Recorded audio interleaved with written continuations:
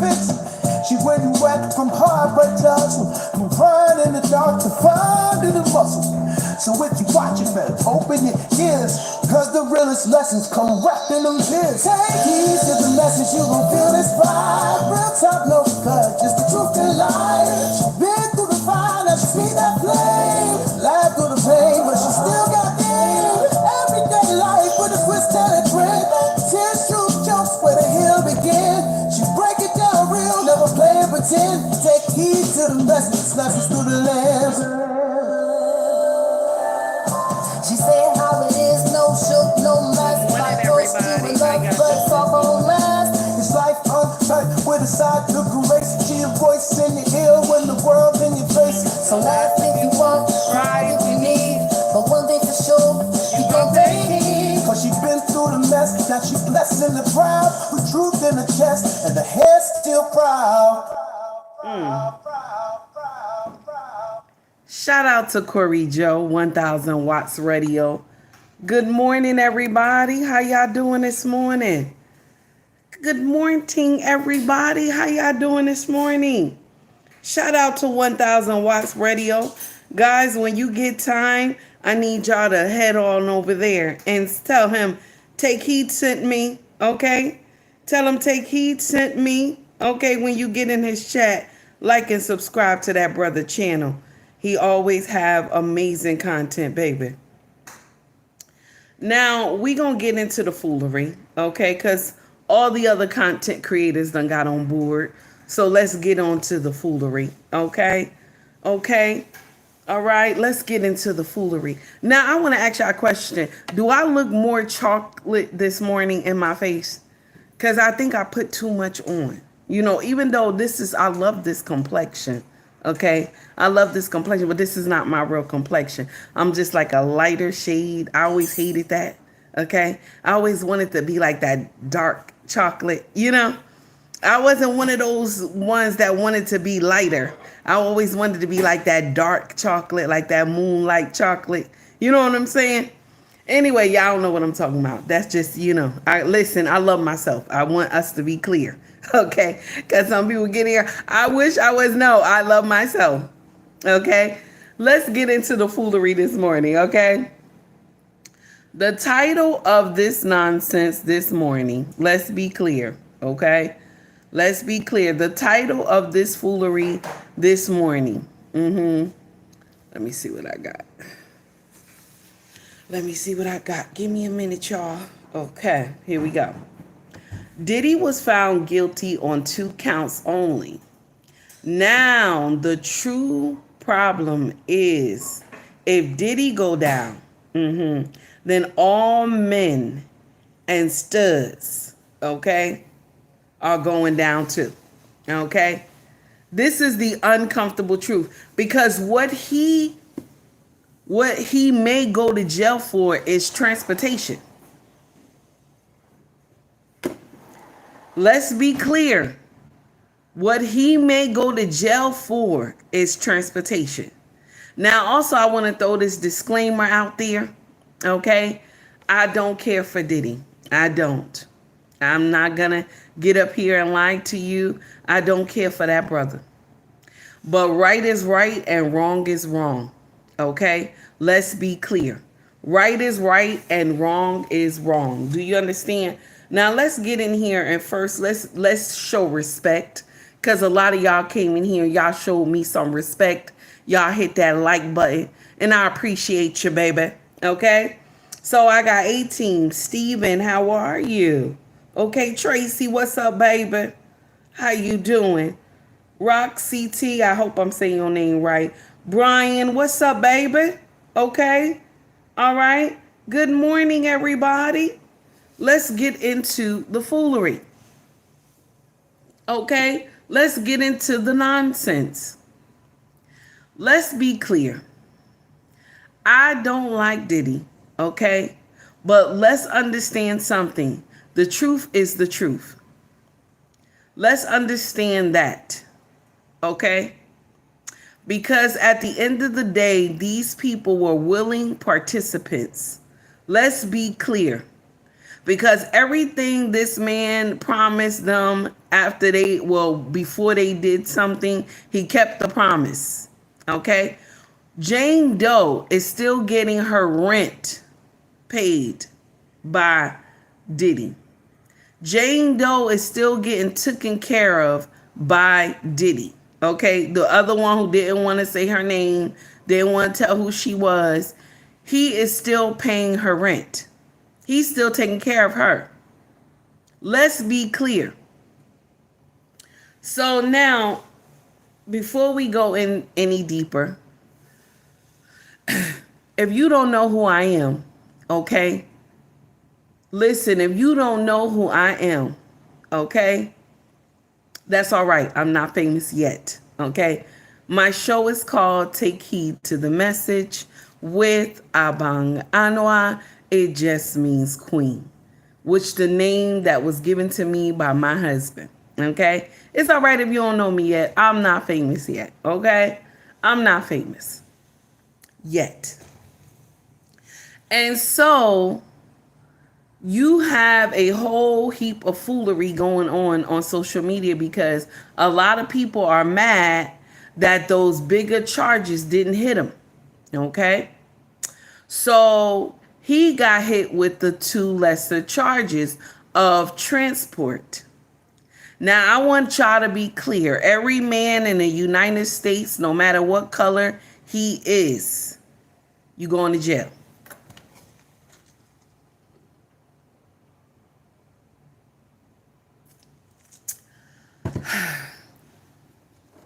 That water tastes so good in the morning.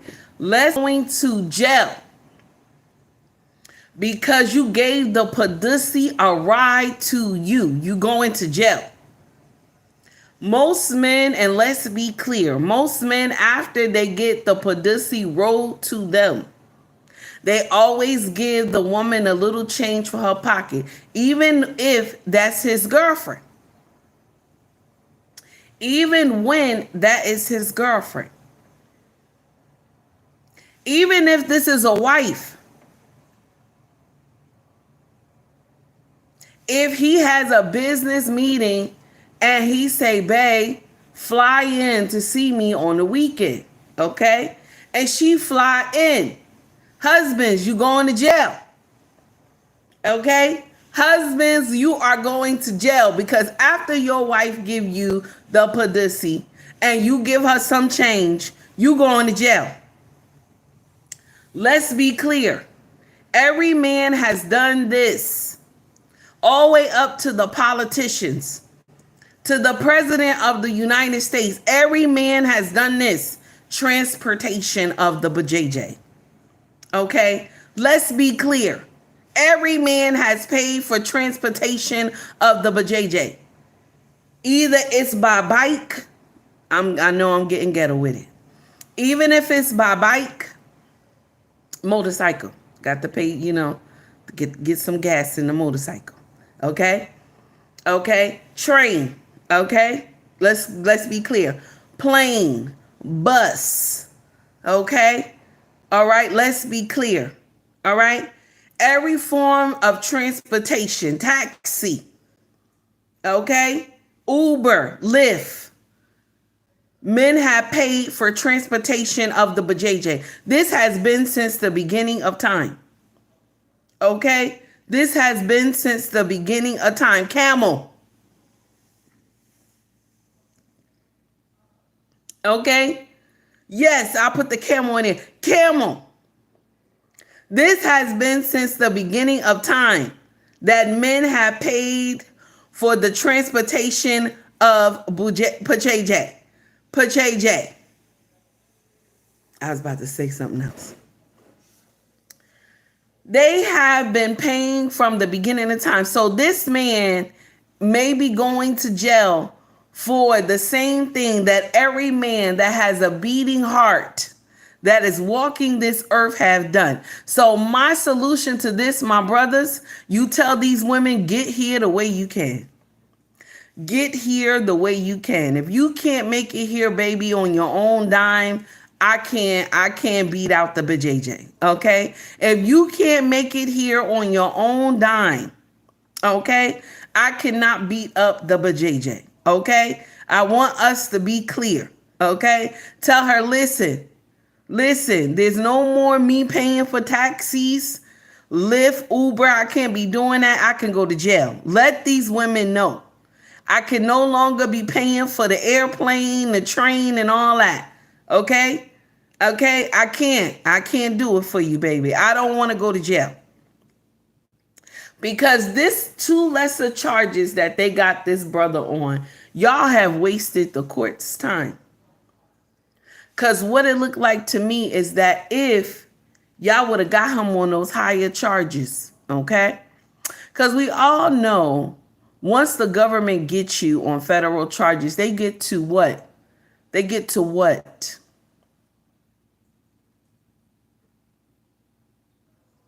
They get to keep all your property, like a drug dealer.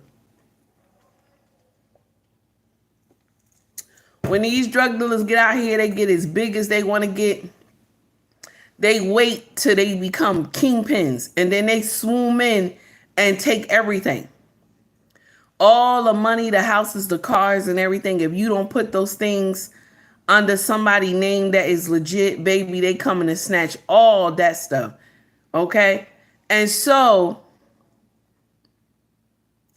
this is what they were going to do. They was going to take all his stuff if he was found guilty on those federal charges. Listen, prosecutors, y'all wasted this judge time. Y'all wasted his time. Y'all ain't have enough evidence. Y'all had two women who willingly participated in these freak-offs. That they were calling him like, yeah, when is the next freak off? Oh my goodness, I had a good time, this and that, whatever. You had willing participants.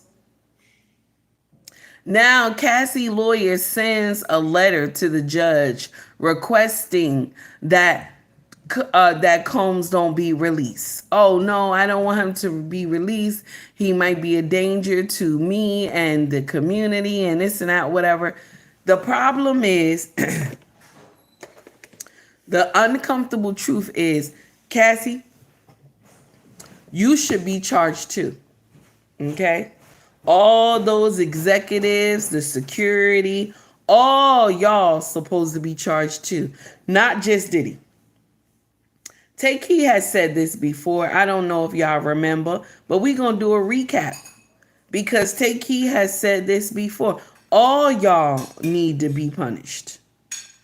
Not just Diddy go down for this foolery. Okay? I said this. That all of y'all had a part to play in this nonsense. All of y'all had a part to play in this foolery.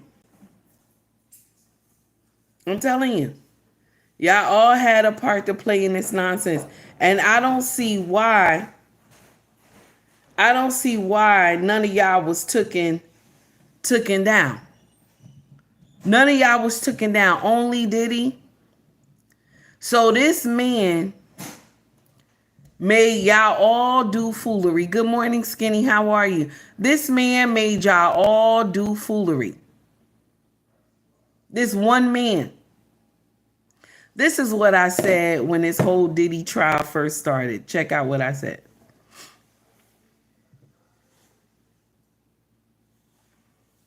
Here we go. You know what? I'm going to share something with y'all. Listen, I'm not here to judge. Just a little judging. When all that nonsense happened with Diddy, right, and he had all these security people around him, Bad Boy Records, all these people who worked for him, and they knew that this nonsense was going on in his mansion, right? And none of them said anything, but they're talking all this mess now. They running their mouth now, right? And I want y'all to hear something. Here's somebody talking about it right now. Here we go. All this is bigger than Diddy. It's bigger than Diddy, bro. Because you know who else they was doing investigation on during that whole time period? It was the mayor and the politicians in New York City. They turn around and give him the key to the city. All the married people that he brought on here in New York City are all resigning.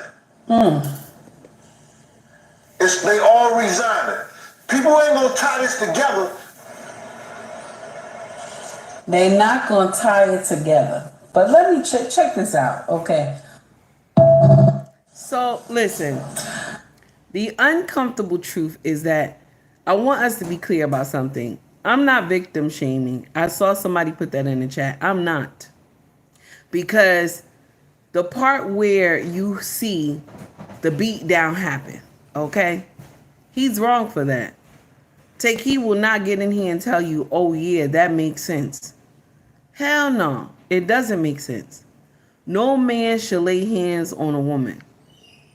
No man should. Especially in this part of the world, okay? See, every other part of the world, you can't go up and do nonsense to a man and get away with it. But in a Western society, you can't lay hands on women, okay? Take Heed is not up here supporting any violence at all. But what I'm saying is she was a part of the foolery. See, if I'm being pushed to do something sexually, you're not going to get me to give you a text that I want to do something again. If this thing was, I felt like dirty and nasty inside, you will not take heed to do that again. I don't care how much money you would try to give me. On the first go around, if I did not want to do it, you will not see a second, third, fourth, fifth go around. We will not be screwing Tom, Dick, Harry, and this and that, and it's some good. You will not receive texts from Take Heed like, when is the next freak off? Do you understand? So with that being said, okay, money had people talking funny. With that thing being said, what I just said, money has people talking funny. She said she didn't want him to mess with nobody else. And so that's why she did all those freak offs with him for 4 days to 48 hours. That's too much with your legs open. I'm sorry. That's too much. You in a position with your legs open. I don't care how much baby oil y'all was throwing in here. That's too much. Do you understand that your body is being pounded like that? Ain't no way. Ain't no way you will dislocate that JJ. Okay? Let's be clear. Okay? Now, Beastwork says, but she's a woman and we have to believe her. I don't sign up for that program, baby. Take Heed does not sign up for that program. Take Heed is an old school mama. You got to sit there and tell me that story 4 times.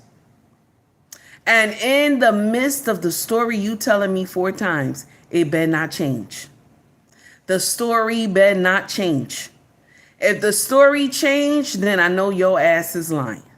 I'm not one of those new mamas that, oh, I believe everything. This is why y'all women run out here with pitchforks and knives. When that same woman who got the brick face lady, y'all believe that nonsense. When that first thing came out, like, nah, y'all, relax. Something is not right. Relax. The story don't sound right. And what happened? In the end, the story did not sound right. Same thing I told y'all about Keke Palmer. Same thing. I like, y'all relax. The story don't sound right. She's a masculine female, alpha female, even though alpha female doesn't exist. I say, y'all relax. Y'all was coming out the gate. Then the truth came out. He didn't do anything. Same thing like DDG. I was like, nah, y'all, hold back. Something wrong. Relax. No, y'all still was wilding out. Y'all was wilding out. Okay? I'm not one of those women. I'm not. You got to get in here and tell me that story again. And you better not slip up on how you telling me that story. Because we going to recant it. Okay? I'm one of those mamas. I can't get in here and be like, yeah. Okay? Anyway, now, so social media is wilding out. And we going to watch Anton. And we going to also get in here with Stephen A. Smith. Okay? Now, Diddy was supposed to be let out yesterday. That judge was supposed to let him out because the bigger charges were gone. See, once he had the trafficking, they wasn't going to let him out anyway. But those charges, he didn't, he's found not guilty. They were supposed to let him out and be with his family. But I think the judge got a little trick up his sleeve. This is what I believe. When they do the sentencing, the judge will say time served and let this man out. Because the charges that he got, he can do by 1 year and a half, right? So if he stays in there until sentencing until October 3rd, that's the sentence date. If he stays in there until October 3rd, that's a year and some change because all this shit started in September. So that would be a year and some change, okay? Thomas, what's up, baby? Jones, how you doing? Turf, I see you. I hope I'm saying your name correctly. Or probation. Thomas, you're right. It could be probation too. Because the thing he's guilty of, every man has done it. Every man has paid for transportation for his woman or a woman he's trying to smash. Every man has done it. So if the judge get up there and crucify him, they got to crucify every man in the United States and some of these studs too. Because studs pay for transportation too when they trying to get the BJJ, okay? All men in this world, not just the United States, has paid for transportation of the pussy. Now, Mills said the whole Diddy case is bullshit. He right. He ain't lying. It's dumb. It was just to distract us for the real shit that was going on across the world, okay? Let's be clear. I always tell y'all that the smoke and mirrors we're watching, but the stuff behind the curtain is much worse. I always tell y'all that. Do you understand what I'm saying? It didn't make sense. Thomas, it ain't make sense, baby. It ain't make no sense at all why they charged this man. And they knew they didn't have enough evidence against him for the trafficking. Okay? They knew they didn't have enough evidence against him. Okay? And for everything else, they didn't have enough evidence against him. The only thing that they should have done was took him to court for domestic violence. That's what they should have did. Press charges against him for domestic violence. They would have got him. They would have got him. Because that tape told everything. They would have got him. The way he whooped Cassie, like a rag doll, my heart was hurting for her. No man should get up there and lay hands like that. I don't care what nobody say.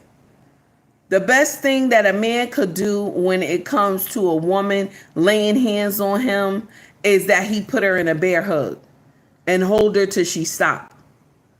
Especially if you know what I'm saying, you're trying to protect yourself. Hold her or get out of Dodge. You understand? But not go do a karate kick and all this other stuff. That was some wild shit, y'all. Okay? That was some wild shit. Let's be clear. But I also want us to understand something. These women signed up for this. Even these men allegedly. Now, mind you, they didn't even go after him for him messing with the men. And all the children, they ain't go after that either. They claimed that it was children, allegedly children too. The judges, the prosecutors, none of them went after him for the children charge. But y'all say y'all love the kids. Nobody went after them for that. I went after him for that, allegedly. That he did something with kids, okay? People was talking about, oh, he had buses coming in and out his house and they were full of children and this and that and all this other stuff. Listen to me. There's a bigger problem under the surface. Nobody wants to get in here and tell that. See, if they mention those kids, they got to mention all those famous people and people of power that came to his house.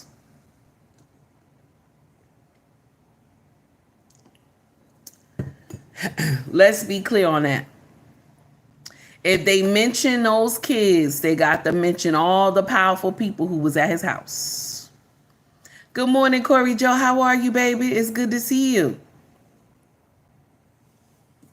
Okay. Now, I don't know how I have children in this chat. I keep telling YouTube that how do I get children? I block my content for children. I don't know what it is.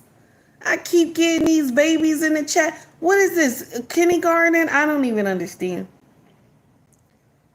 I can't help that you can look up my nose, baby. I can't help that. Okay? If you I have a wide nose as a black woman. I can't help that. Now the best I can do is keep it clean. If you see anything, you know what I'm saying? Just let's be clear.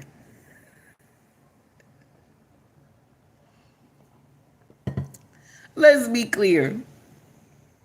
Okay, so the first foolery of the day, we gonna go into Anton, okay? We going straight to Anton for the first foolery of the day. Do you understand? Shout out to Anton for always bringing up amazing content in these YouTube streets, okay? Anton Daniels, here we go, baby. We going straight to him first, okay?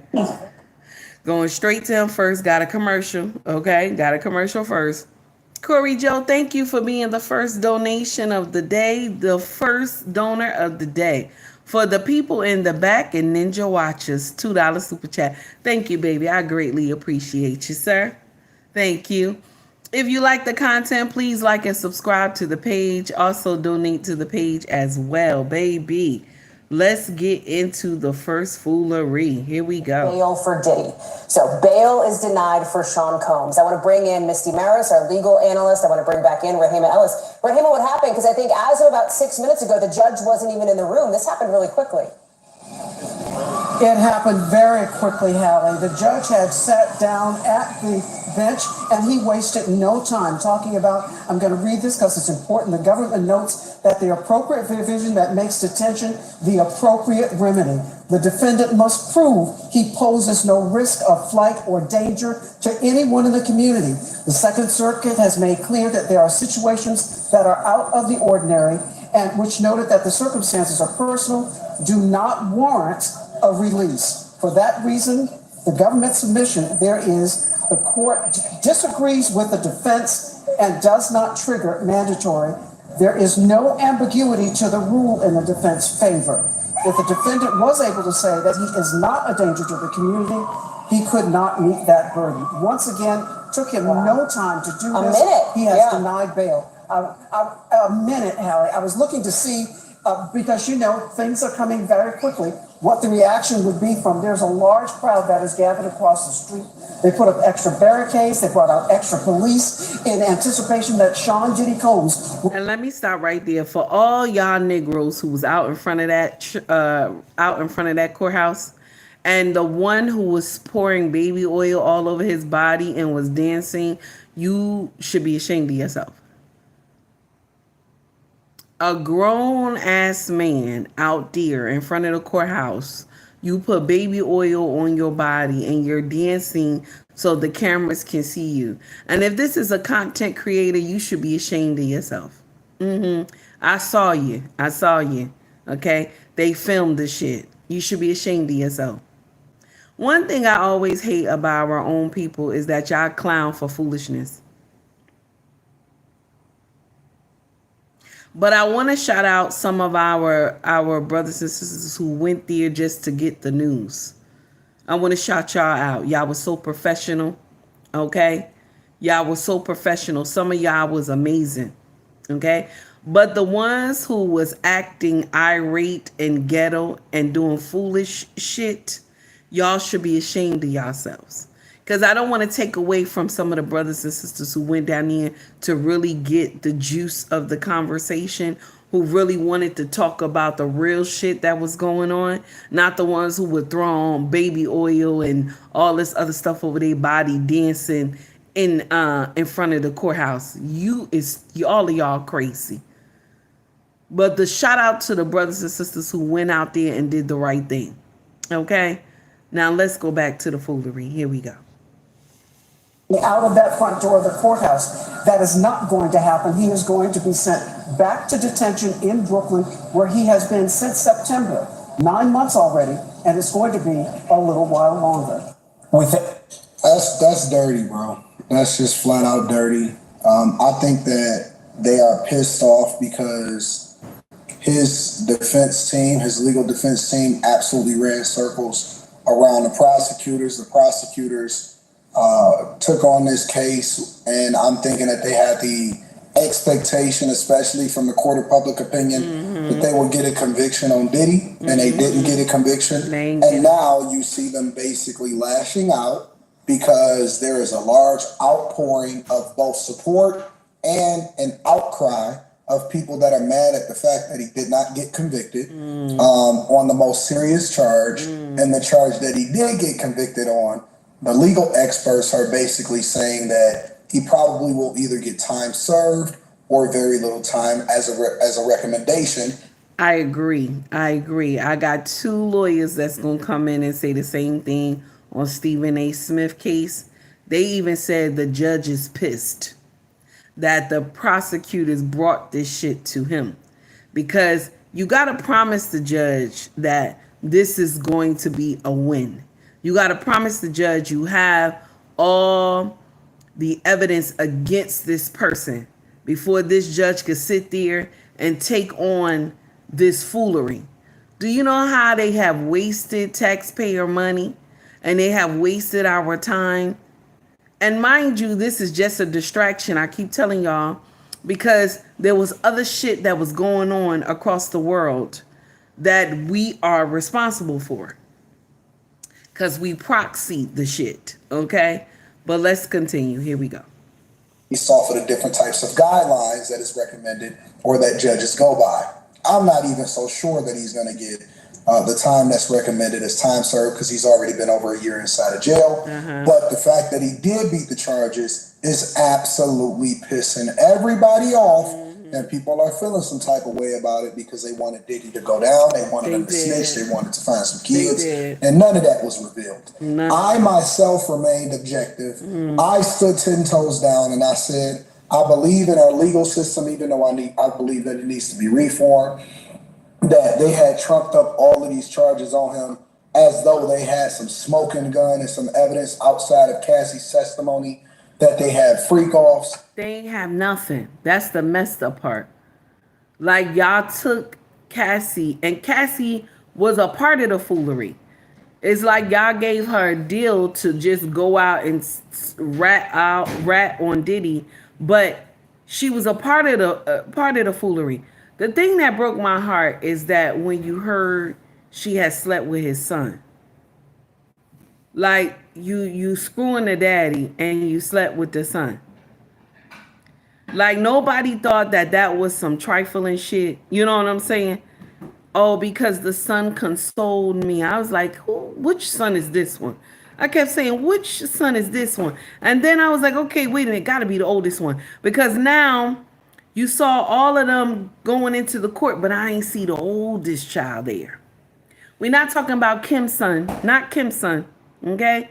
We talking about the oldest child he had when he first started Bad Boy. We talking about that one right there, okay? That don't look nothing like him. The one that looked like one of his guards, okay? Let's be clear. So when I heard this, I was like, no, she didn't. Oh, he consoled me. But we're going to say alleged, because I don't want to get sued. But when I heard that, I was like, wait a minute, that's nasty. That's nasty. Okay? And some of y'all women was like, yeah, but she was going through something. She was screwing his son. Why didn't she go screw somebody else? It's not like she didn't do these freak-offs all the time. She didn't do these freak-offs all the time with him. She did freak-offs by herself. Her and Jane was doing freak-offs with other men. While Diddy wasn't there. Diddy was coming later. Please, y'all, please. When you have a real victim, let's talk about it. But these women and men signed up for this foolery because they got favors from him. Let's be clear. Now, don't get me wrong. The beat down at the hotel was horrible. Nobody will get Takei to sign up for that. The beat down was not right. And yes, he deserved to go to jail for the beat down. But because they didn't put him in the right court, this is why he gonna walk. This is why he is going to walk. Now, all these other lawsuits, they said he got about 60 lawsuits coming after him. If they free him, he got about 60 coming at him. He got to deal with that. He got to deal with that. Now, I want to share something with y'all. All y'all are disrespectful in my chat. It's 159 people in here. Nobody knows how to hit the 3 dots at the top to hit the like button. Y'all disrespectful. Please be nice and hit the like button, okay? And if you like the content, donate to the channel. Y'all being disrespectful in here. Be nice. Be nice. When you come to somebody's house, what do? You clean your feet. You clean your feet before you walk in their house, don't you? Okay? Be nice. Be nice. Be respectful. Okay? Be respectful, baby. Okay? When I come to people content, I hit the like button. I hit the like button. Let's go back into the video. Here we go. Shout out to Anton Daniels. Here we go. What Diddy has basically done in my eyes how are you, honey? is immoral when it comes to looking at it either from a spiritual perspective or even just as a man, right? You never want a man to ever touch your woman or a man to touch your girl, but that's not what he was being prosecuted for. They were basically trying to lock Diddy up for the rest of his life. They initially denied him bail, and so he had to wait. He never went home. He actually flew to New York when he got arrested on purpose because that was the expectation of him getting arrested. His legal team obviously did a phenomenal job in destroying the credibility of several different witnesses, including Dawn Richard, who worked with him on his past album and on multiple different albums, while at the same time acting as though she wanted something. When in reality, I believe she just wanted money and she wanted to be a Me Too victim and piggyback off of Cassie in order to be able to get a bag. I also believe that there are several other people that wanted him to go down as far as our federal government, Homeland Security, different agencies within the federal government, because this is one of the ways in which they get their funding. They get their funding according to multiple different sources that I've spoken to on multiple different platforms. They get their funding by prosecuting big cases. And at this time, there probably was no bigger case than a former person that got the key to the city and Sean Diddy Combs. And now I believe that they're seething. This also shows that there can be bias within judges. There's no way that Diddy should be held, even if you wanted to make a case for him staying and being held on bond because he a flight risk and you don't want him to be at Russell Simmons. Now, that's true. There's no way he should be held. Okay? The judge should have released him, but I think the judge got something up his sleeve, and it'll be time served on October 3rd.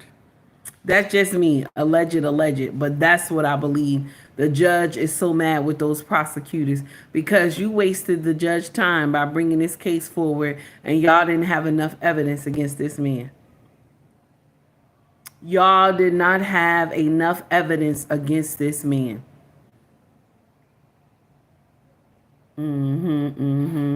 Now, Lawson, I hope I'm saying your name correctly. I'm not sure. I'm not victim shaming.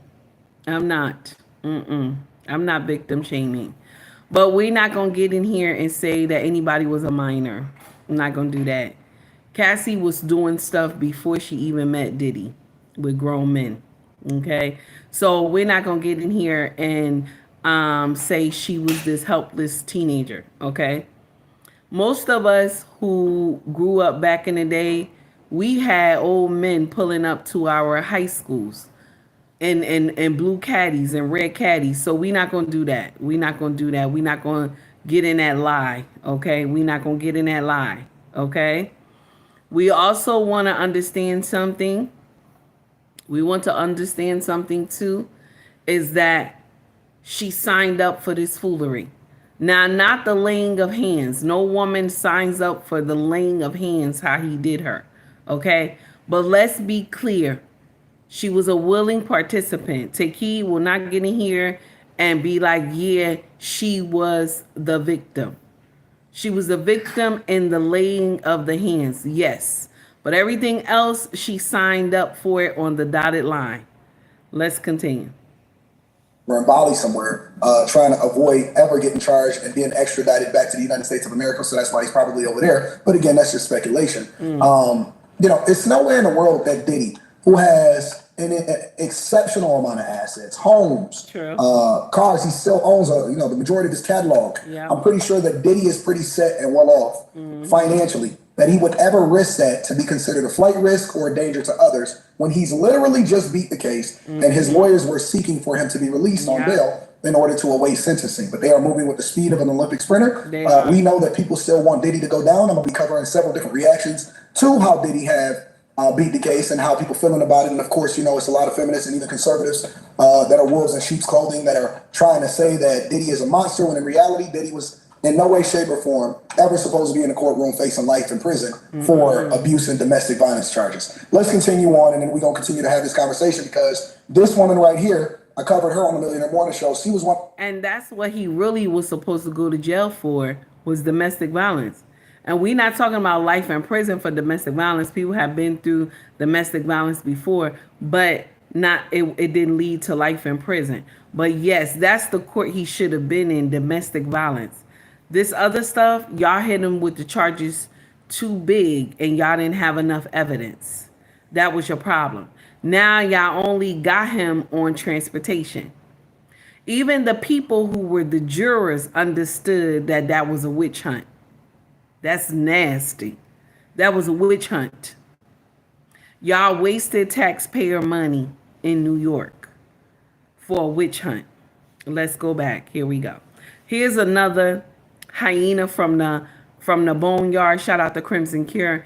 A hyena from the boneyard, and she mad about this whole shit about how Diddy only got the lesser of 2 charges, talking about everybody failed the victims. Nobody failed the victims. The thing is that people don't understand about the law is that the victims had their say. See, some victims don't get a chance to get out there and say what really happened. Okay? So the justice did not fail the victims. What happened was they didn't have enough evidence to cement the case. So the victims got their justice by letting this thing see the light of day. Okay, but this woman came in here and was like, no, they didn't get justice. This and that. You got justice by letting it see the light of day. People forget that the law is blind. That's why she has that thing. Justice is blind. That's why she had that thing on her face. They cover her face. Any picture you see of the law is always her face is covered. Her eyes are covered. Anyway, let's continue. Advocate for Cassie, and she felt some type of way about Diddy beating the charges. And instead of them saying, listen, justice prevailed, it was what it was, she had something to say, and this is a reaction to Diddy being denied bail. We have some breaking news right now.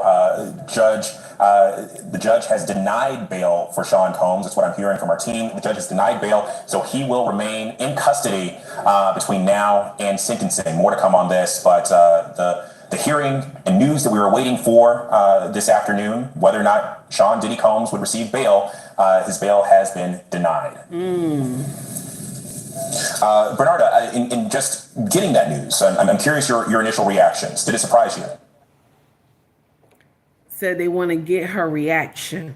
Okay, this is another woman that's gonna come in and she gonna speak. Okay, let's get in here and just listen. It's crazy, y'all. It's crazy.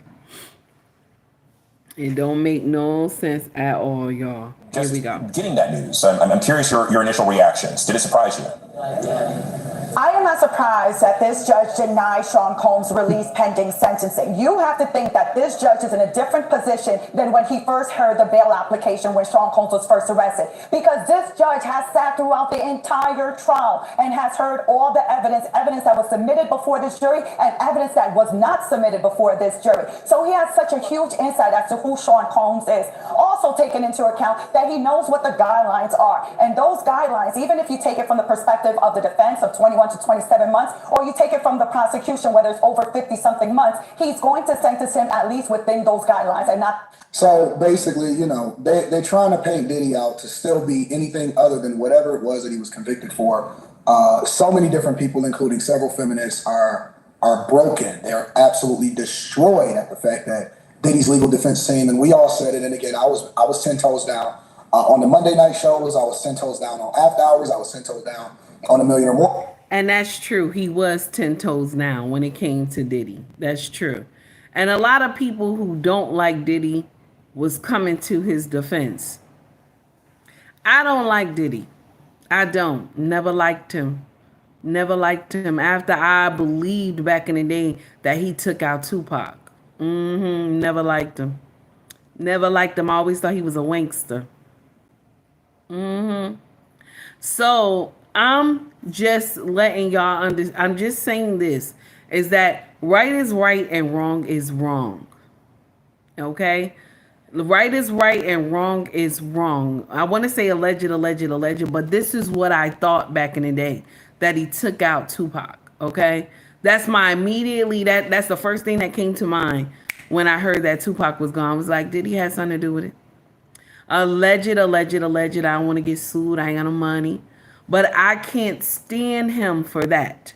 So when this whole thing dropped, I was like, damn, this is too many people coming out. What's going on here? Okay? There's too many people coming out here. When y'all all signed up for this foolery, who told y'all to go to his house? Who told y'all to participate in these freak-offs? Did somebody have to grab you by the hand and make you come to his house? You understand? Did you have to be around the movers and shakers back in the day? I would have went and just lived my normal life. Okay? Listen, I don't want to mess with you. I don't want to spread my legs for you. I would just get out of that industry or go and do it from the bottom up. You know what I'm saying? Instead of taking the fast track. Look at all the people who took the fast track under Diddy. All of them, something wrong with him. Nobody will get in here and tell me, we going to say alleged. Everybody who messed with Diddy, something wrong with them. They look crazy on the stage. Do you understand? When you see these people, you pay for tickets to go see these people. Don't they look crazy? Something look wrong with all of them. They look like they just tired. They don't even want to sing no more. They look like they just messed up. Okay? Only person that got scathed from that nonsense and get out here and they got their own podcast is Mace. Okay? Is Mace out here doing the damn thing. Because Mace was like, he see nonsense. And that's because that's a preacher's child too. That's a preacher's child. And so he can see stuff. And then on top of that, you know what I'm saying? If your mama and daddy is praying for you, you understand? And I keep telling y'all, Yahweh still answer the prayers of the dead. So you don't even know who was praying for Mace all those years that he was out there in the world. And he was like, you know what? I'm done. I'm done. Let me go build my own stuff. I'm done. So let's be clear. All these people who worked with him, look at them now. Something look wrong with all of them. Some look wrong with all of them. Some of them my age, they looking crazy. They got to put all this stuff on their face to look like something. If they took all that stuff off their face, all of us will run. All of us will be running the hell out of here. If they took all that makeup off their face and those 27-inch wigs, they look scary. Let's continue. 10 toes down right here, right now, and that I believe in justice. I believe in our court system. I believe in innocent until proven guilty. And there's so many different people that did not, cannot, and is unable to be able to effectively defend themselves the way that Diddy has. And I do not believe that he's still a flight risk. He should be released immediately. Yeah. But, you know, that's just the way the cookie crumbles. He's still going to be facing at least probably 6 months to a year, maybe, but I'm going to be on top of it. Let me know what y'all think inside of the comments. Make sure y'all tap into the Patreon link is in the description. Teach Henley, 40% off your first order, 20% off a life. Shout out to Anton Daniels, because I'm going to share something with you. I truly believe that it'll be time served and the judge going to give this man probation. Y'all have wasted the court's time. That's what I believe. Mind you, listen, I can't stand Diddy. I'm not going to sit up here and tell you no lies. But y'all have wasted our time. We all know it's a distraction for the bullshit that the small hat people been doing over across the world. We all know. We all know it was a distraction. And now, since this distraction is over, we're waiting for the new distraction, because now people starting to ask questions about how the small hat people haven't been sending products over there to Gaza. Okay? Now we hearing people talking about Gaza now, okay? So they're going to have a new distraction. Somebody else is coming down, y'all, okay? Good morning, Realistic Vibe. How are you, baby? It's good to see you. Thank you for coming in and rocking in just a little bit. I greatly appreciate you. Guys, when you get time, please like and subscribe to Red Lipstick Vibe, okay? Where the content is always fire, baby. Okay? This is the uncomfortable truth. It just was a distraction for us to be looking at and not paying attention to the shit that the small hat people was doing. Okay? Let's understand something. You are in a Muslim nation. Every state that is around you is Muslim. And so you go and start effing with everybody. That sounds crazy to me. It sounds crazy to me, damn it. Red Lipstick Vibe, thank you, baby, for the $2 super chat. I greatly appreciate you, honey. Can you imagine? Now, let's get into the next foolery. This is another one from Anton, okay? And there was some foolishness that's going on with a content creator that was about to get, you know, they was about to wild out, okay, by the courthouse where popos are. All the popos, they both would have went to jail.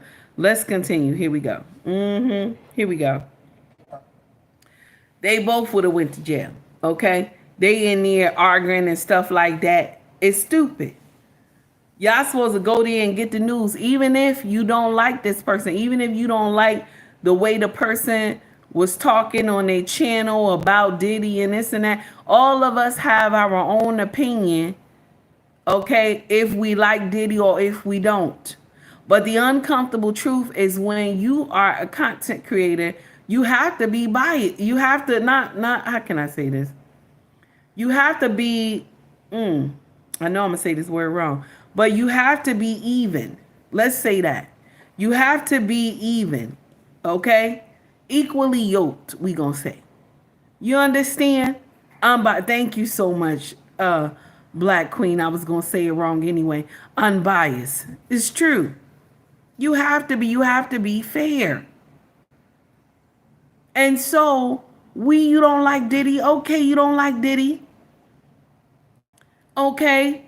Thank you, Red Lipstick Vibe. You don't like Diddy. Okay. A lot of us don't like him.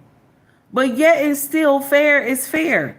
Let's get in here and understand that these women were not helpless.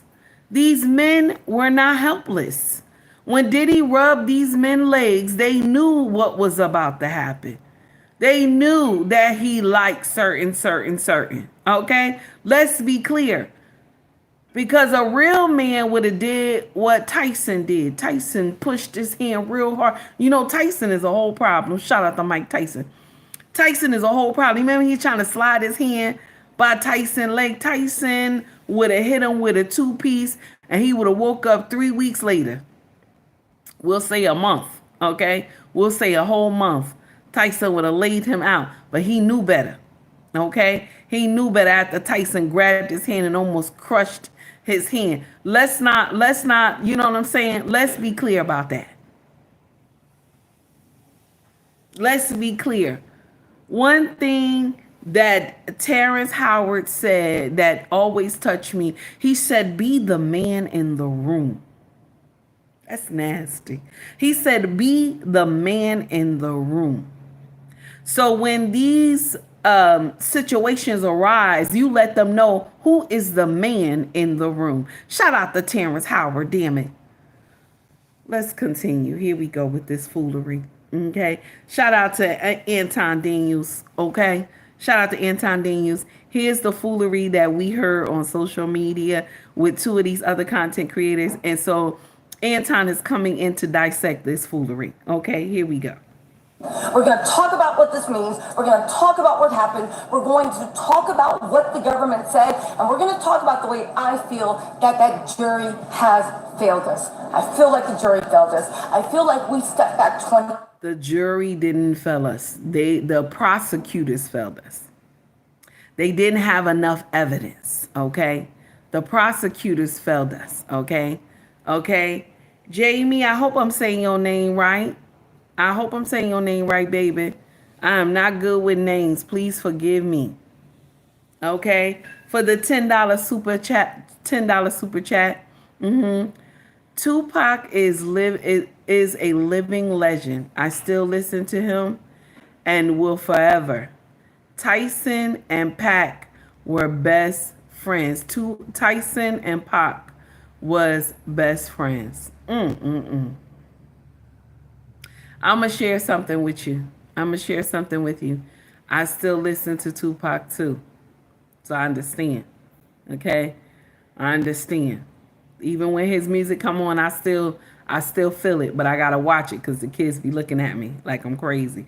So I understand. Okay? But let's be clear.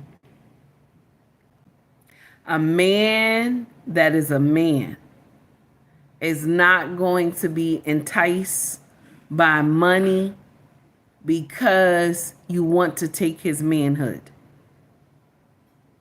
Let's be clear. Do you understand? A man, one thing about a man, he knows that his manhood is priceless. So these brothers who signed up to get their manhood taken, they did it because they wanted it and the price was high for them, and so they took it. Nobody is a victim here. These people are grown. And all these people that we got in here, that was like, oh, children was involved. The federal government didn't even have anything on the children. Don't that sound strange? Everybody else is talking about children, okay? But the federal government didn't even have anything on the children. Jamie, thank you for the $10 super chat, baby. I greatly appreciate you. They ain't have anything on the children. Let's be clear. Thank you to Corey Joe for the $2 super chat. Thank you to Red Lipstick Vibe for the $2 super chat. And thank you to Jamie for the $10 super chat. I greatly appreciate all three of you for taking time to donate to the channel. If you like the content, please like and subscribe to the page. Also donate to the page as well. Let's continue, y'all. I feel like they sent a message about what they care about. Celebrity, money, power, influence, flunkies. I feel like this is a travesty, okay? I know that there are a lot of Diddy supporters that are celebrating, but they're not even celebrating for Diddy. They're celebrating that wealth, that depravity, that violence could live another day. They're celebrating that they're idle, that in their beds while they sit there and wonder why their lives turned out, that they're idle, someone they hope for, they aspire to be. Someone that as he gets not guilty, he's not even going to say two words to the... Nobody aspires to be like Diddy. Nobody. Now, maybe when we were younger, a lot of people wanted to have money and stuff like that, like them. Okay? Money. But nobody wants to aspire to be like them. Nobody wants to aspire to be like anybody from the Bad Boy Records. Nope. Nope. So no, I don't agree with that part. She in her feelings. You could tell when a woman in her feelings, baby, she will say some shit. Okay? Even Take Heed has been known to be in her feelings. And my king like, nah, bring that back. That's too much right there. Calm down. And then my king have to come in and interlogic. Okay? Shout out to my king. Let's continue. Here we go. She's too emotionally invested is. in this, and I She don't know is. why. I don't know why this sister tells the. I discovered her today on the Millionaire Morning Show because the people was like, "Yo, Anson, you got to check her out. You know, she works hard or whatever." And I'm gonna give her props. This woman, from what I looked at, you know, with her being there as a content creator, it seems as though she really cares about her platform and she works really hard at it. But I will tell you that her inability to be objective and her emotional state and getting mad at the fact that Diddy was able to successfully defend himself, and he should not. I repeat, this is my opinion. He should not be spending the rest of his life in jail. He shouldn't be. It is something that they're unable to do. Women are so emotional. They're too emotional. They can't be emotionally invested in something because although it makes for great entertainment as a content creator, it doesn't necessarily make for great decision making when it comes to objectively observing what is happening in these situations. Are celebrating the fact. Now let's ad hominem attacks. Because the problem is that we believe all women. That slogan needs to be burnt and thrown off a cliff. That slogan, believe all women, need to be set ablaze and kicked off a cliff. Because a lot of y'all women get up here and y'all lie on these men. And sometimes these men do 20, 25 years in prison. And then after you done got saved. After you done got saved. Okay? You done found some spiritual healing. Okay? Now you come tell the truth. After this man done spent 20 to 25 years in prison.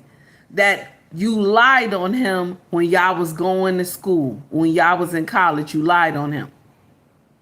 And now this man get to start his life again after prison, but his mindset is messed up and how you dogged him out. How you sued everybody, your parents sued the school, all these things like that. And you lied. There's so many men that are in prison right now on a lie from his baby mama saying that, and she done drilled into the baby mind that the daddy done touched her.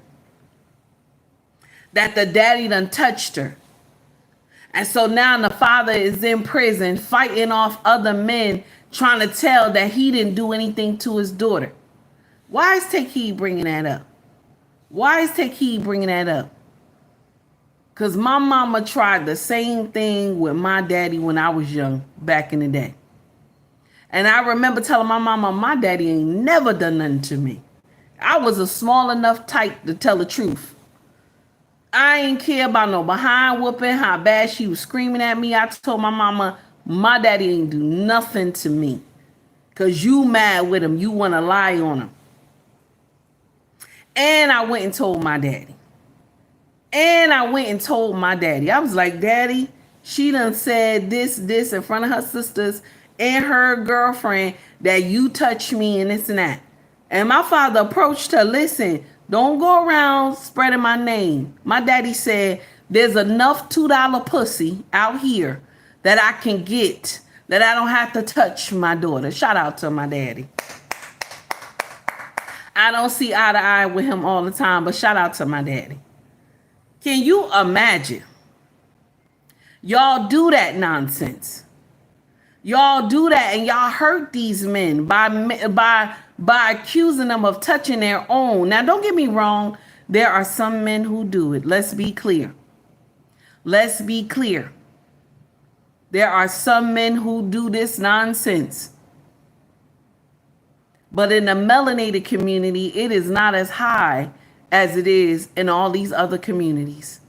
Baby, all these other communities, it's about 50 to 60% that they touch their daughters, these men. And the melanated community, it's about 14%. That's bad. That number is still bad. But it's better than 50 to 60%.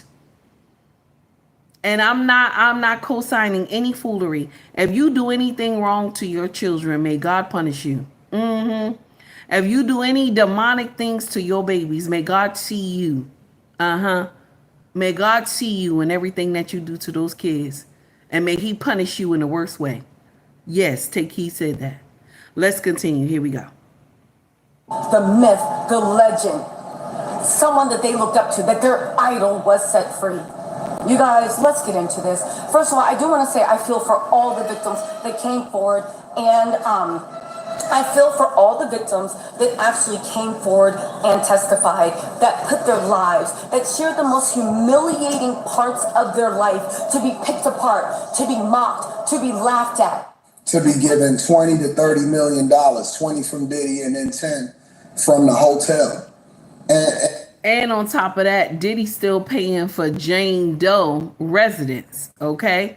Jane Doe residence, okay? Now, Ashley asks, LOL, where's the 60% stat from? It's from the Caucasian community, baby. All you gotta do is check the stats. Here we go. And I'm going to stand on this and I'm going to scream it to the top of the mountain because I know that women are feeling a certain type of way about it, but she was the Bonnie to his Clyde. And she was the one that benefited the most. It was a domestic violence abuse situation, but it is not a racketeering sex trafficking thing. He should not be in jail. I don't know why they don't understand this. I don't know why it's so difficult for them to catch this wave. In the closing arguments, while the jury was sitting there giggling, while Mark Agnifilio was saying Cassie's gangster and she could take 2 or 3 people, and my heart goes out to the victims that actually came forward, and my heart goes out to the future victims that saw what happened, that saw what money and power bought, and my heart goes out to... Money and power didn't buy that. Money and power didn't buy that. The problem was the prosecutors didn't have enough evidence. That's what happened. The judge was pissed. They didn't have enough evidence. They brought this judge to sit there and listen to this nonsense.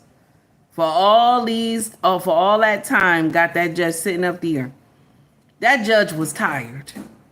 That judge was tired. One thing about judges is that, and I worked under a judge when I was young, when I was going to high school, 3 years at Union County Courthouse in Elizabeth. Them judges get pissed. They get pissed quick, okay? They get pissed quick. I have watched judges go off. I was a junior clerk. I have watched judges go off that you brought foolery before them. They get upset, okay? That you wasted my damn time, okay? No. Let's be clear. The prosecutors didn't do their job. Trina, how are you, baby? It's good to see you. Let's continue. Those people that put themselves on the line only to get this. People are cheering for someone they didn't even know. People are cheering at the fact that someone that... And you're cheering against him. She's cheering against him, and she don't know him either. Does this sister tell this chick no Diddy? Because she's rooting against him so hard, and I'm trying to figure out why she has such a vested interest in this. They would never let their daughter, their sister, their mother, their father... And you know what? The way she feeling, that she's in her feelings. And for her to be a content creator, she just in her feelings. She feels some type of way. And I understand a lot of y'all women is mad with Diddy, but it is what it is. Was terrorist 20 years. The judge is charged with sentencing. There's a chance that he could be out on probation. Now, I'm going to take you into the courtroom.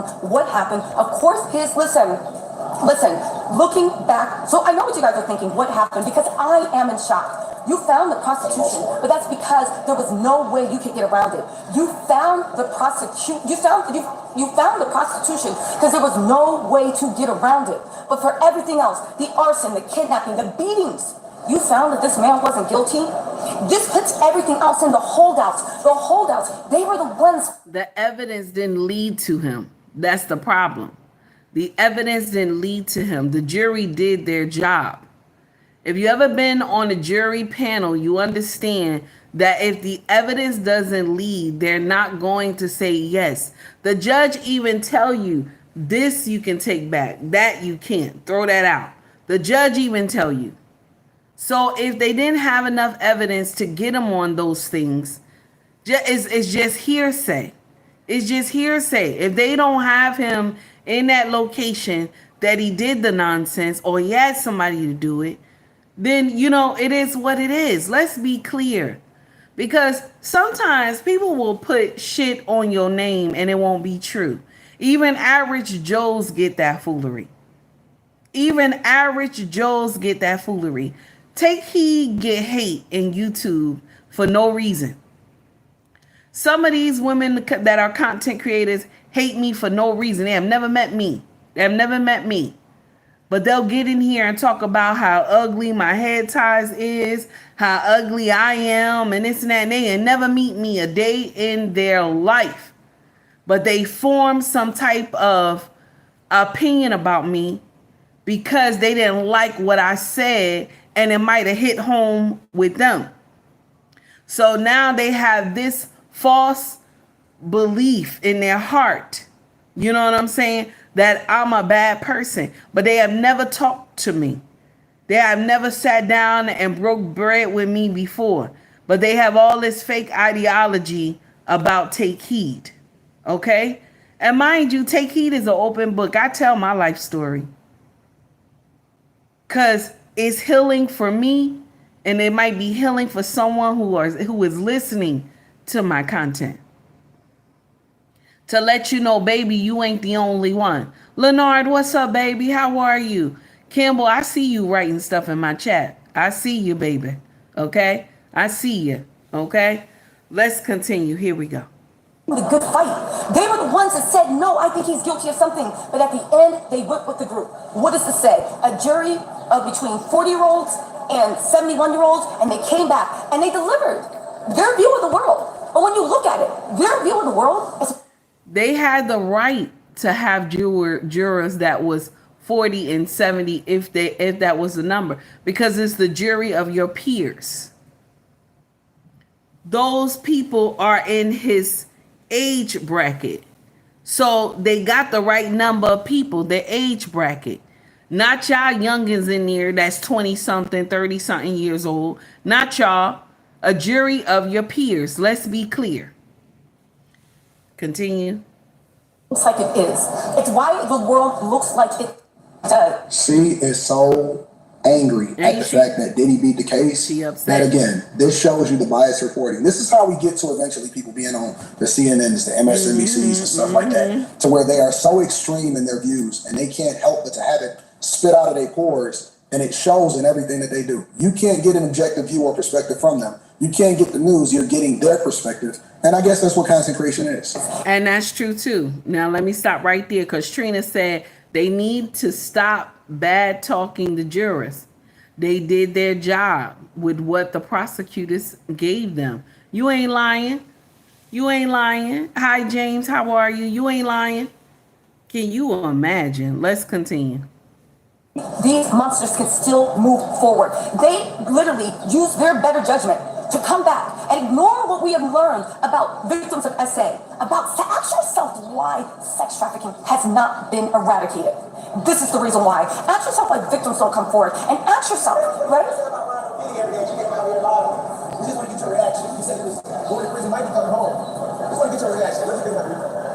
I think that much like you, the jury very ignorant, acted ignorant. Oh, you have to ignorant. No, I'm saying the way you came up on me is ignorant. So these are two content creators on YouTube, and they're arguing with each other right now. Okay, so let's continue. Here we go. This is her and another content creator. I don't know who this person is. Here we go. So baby, here I am. I think I'm on live right now. Okay, worry about your little channel, sweetie. What's that? Diddy is still not gonna let you suck his dick, baby. He's gone for 20. Baby, your channel's not doing a good job. Anyway, right? Anyway, here we go, right? As we go, right? As we go. Hey, what's up, right? People acting like I'm the prosecution, but baby, they can bring the smoke if they want. They act like I'm the prosecution. So anyway, you guys, listen. What does it say? Do you see the things that I actually just put up with these people? At the end, she said prostitute. I don't know. I'm no smoke, because I mess up on words too. Here we go. Crazy. This man literally came up because this man literally came up. She can't even compose herself. She can't even keep her frame. She's so mad. She angry. She can't even do what it is that she came to do. She's so mad at Diddy, and then she got confronted by who people telling me is this guy named Ratchet TV. I don't know him. I haven't necessarily seen his content. I don't know. I observed it today on the Millionaire Morning Show, but let's continue.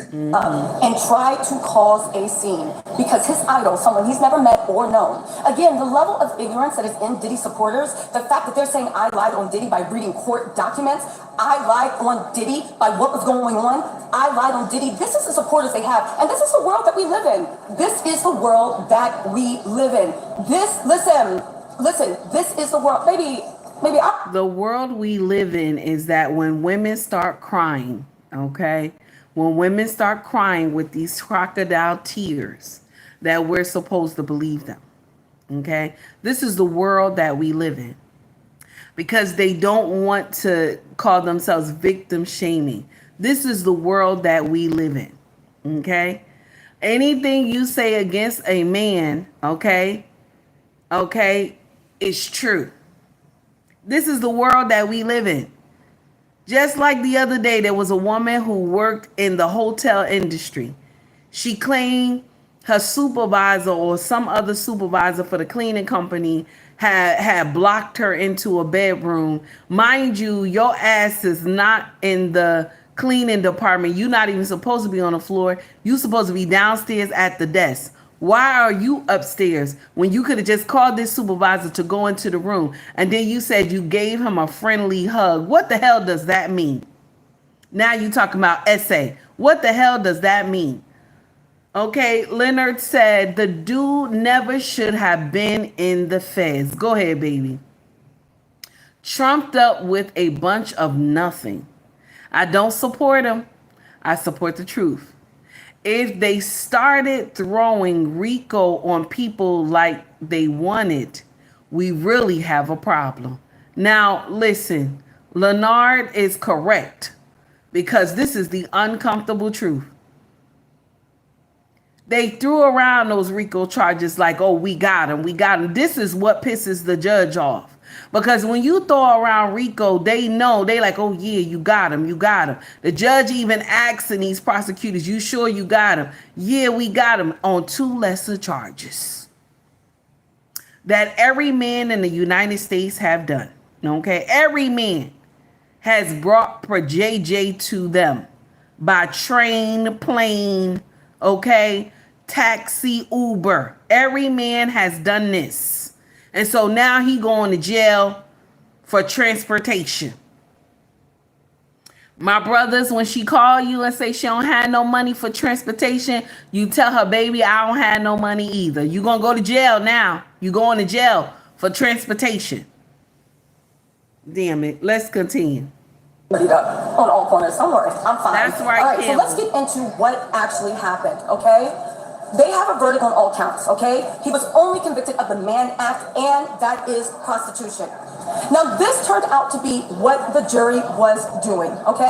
All right, you seen it for yourself. I don't want to get into it too much. Let them do what it is that they do. Credit to them. Shout out to Anton Daniels for breaking that baby down. I greatly appreciate his content and always love his content. We're going to get into Stephen A. Smith, okay? Stephen A. Smith. But before we head over there, I want us to first acknowledge the super chats, and I greatly appreciate y'all for taking time to donate to the channel. And the first runner-up is Corey Joe. Corey Joe, thank you, baby, for the $2 super chat. Here we go, Corey Joe. So I was talking with this old man the other day, and I asked him, I said, how you feel about being cheated on? He said, shit happens, but just always remember, the game ends when the king falls, not when a pawn takes your queen. That's nasty. Shout out to Corey Joe. No pun intended, my brother. Okay? Shout out to Corey Joe one more time. Now, this is for who else? Corey Joe, Red Lipstick Vibe. Red Lipstick Vibe, this for you, baby. Here we go.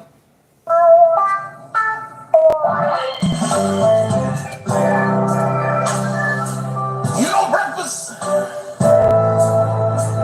the most important meal of the day. But for me, there's one particular breakfast that just takes me away. What'd he say? Yeah. It's something about this biscuit. So about that biscuit. Something about this biscuit. Something about that biscuit, baby. Yeah, it is the best biscuit. Honey. I know. What he say? What he say? I know. Oh, how I love this biscuit. Oh, how I love this biscuit. Oh, how I love this biscuit. Oh, how I love this biscuit. Yeah, it is the best Biscuit. Oh. I know. Oh my God. This honey butter chicken biscuit. I can't explain. What he say? Hold on now. Every time I pass Whataburger, I hear it call my name. When they call your name. This honey butter chicken biscuit. It's so good to me. Oh my goodness. Wait a minute. Waiting on Whataburger to have buy one, get one free. Oh my God. Something about this biscuit. Something about this biscuit. Oh my. Something about this biscuit. Oh my God. It is the best biscuit.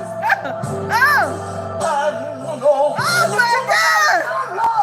Oh, how I love this biscuit. Oh, how I love this biscuit, baby. Oh, how I love this biscuit. Oh. It is the best biscuit. Wait a minute. I know. What he say? I know.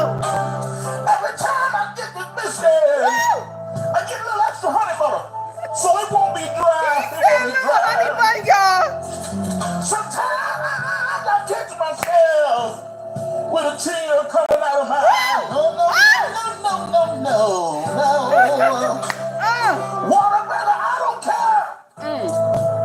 I don't care if you raise the price, I'll pay. I don't care if you raise the price of I don't think the honey butter business should just be breakfast. You should sell it. You should sell it all day.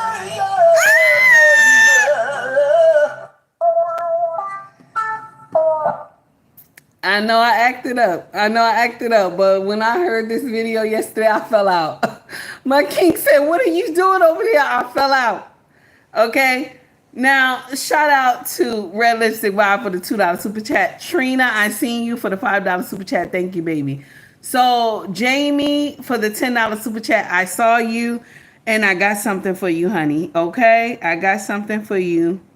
Okay, here we go. Trina, Jamie, this is for you, baby. Here we go. Told the devil, you gonna make me go to listen.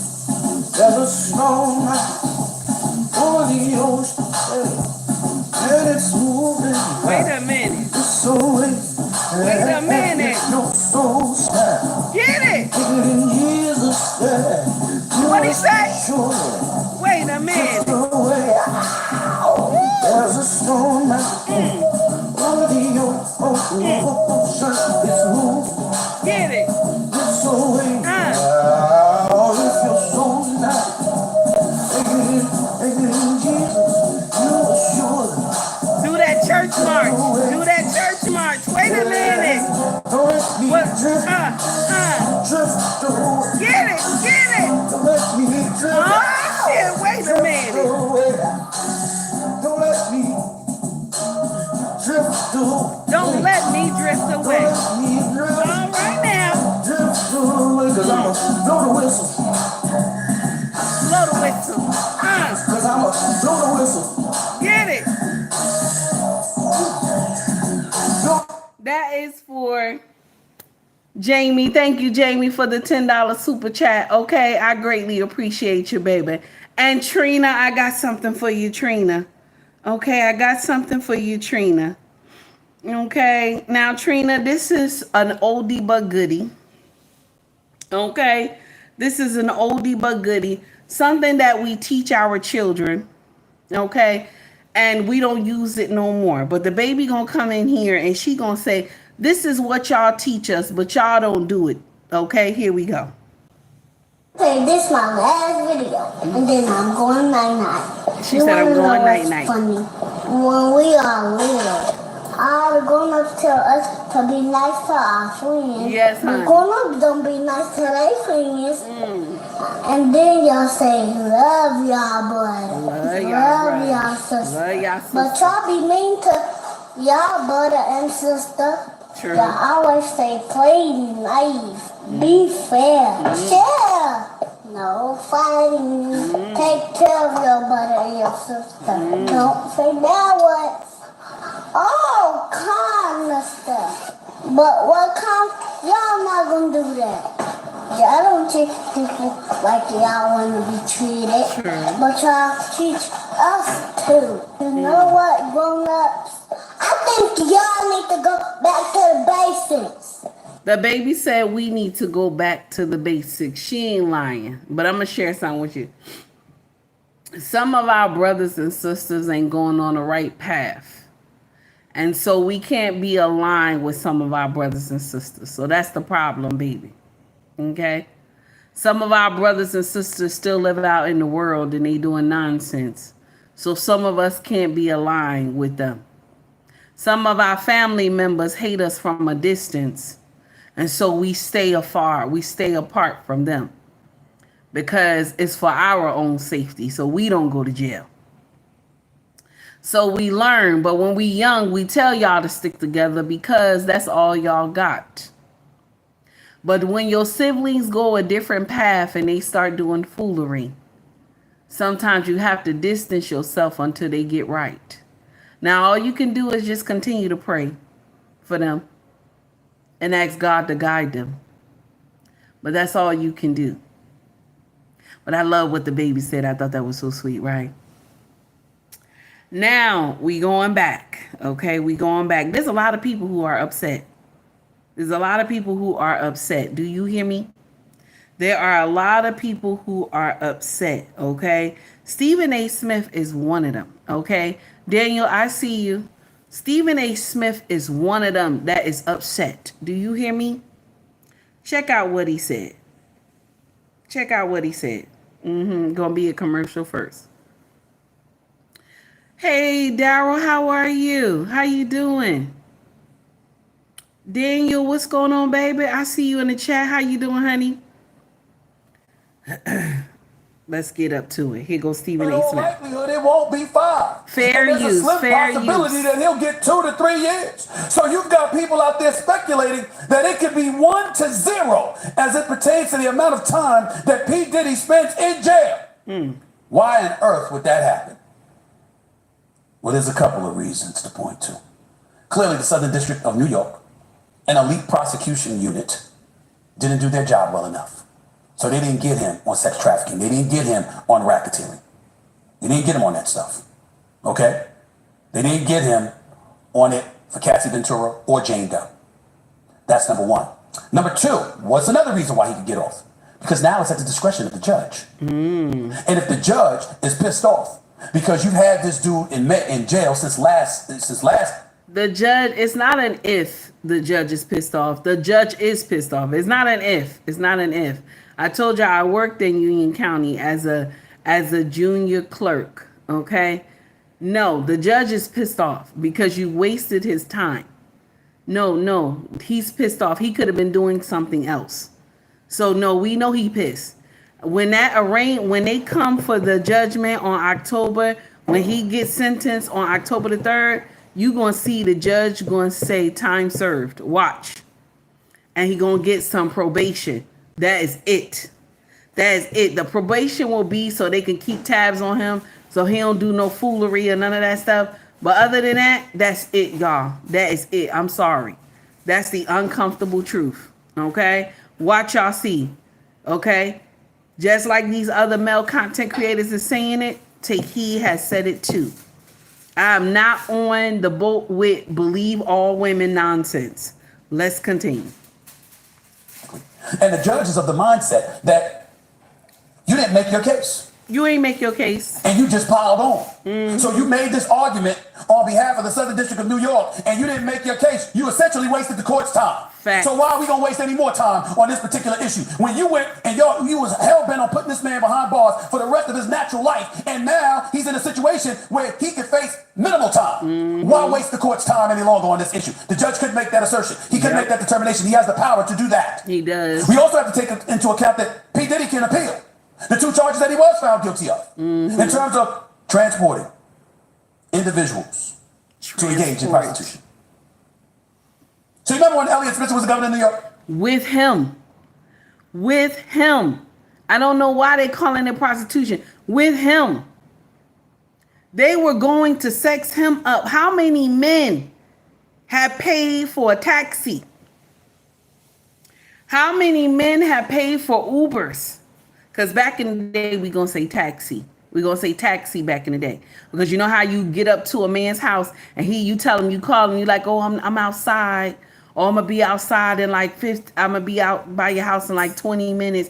And some brothers is so respectful. They be waiting outside for you in the dark and shit. They be walking back and forth waiting to see if the cab is coming and stuff. So they be on time to pay the cab driver and stuff like that.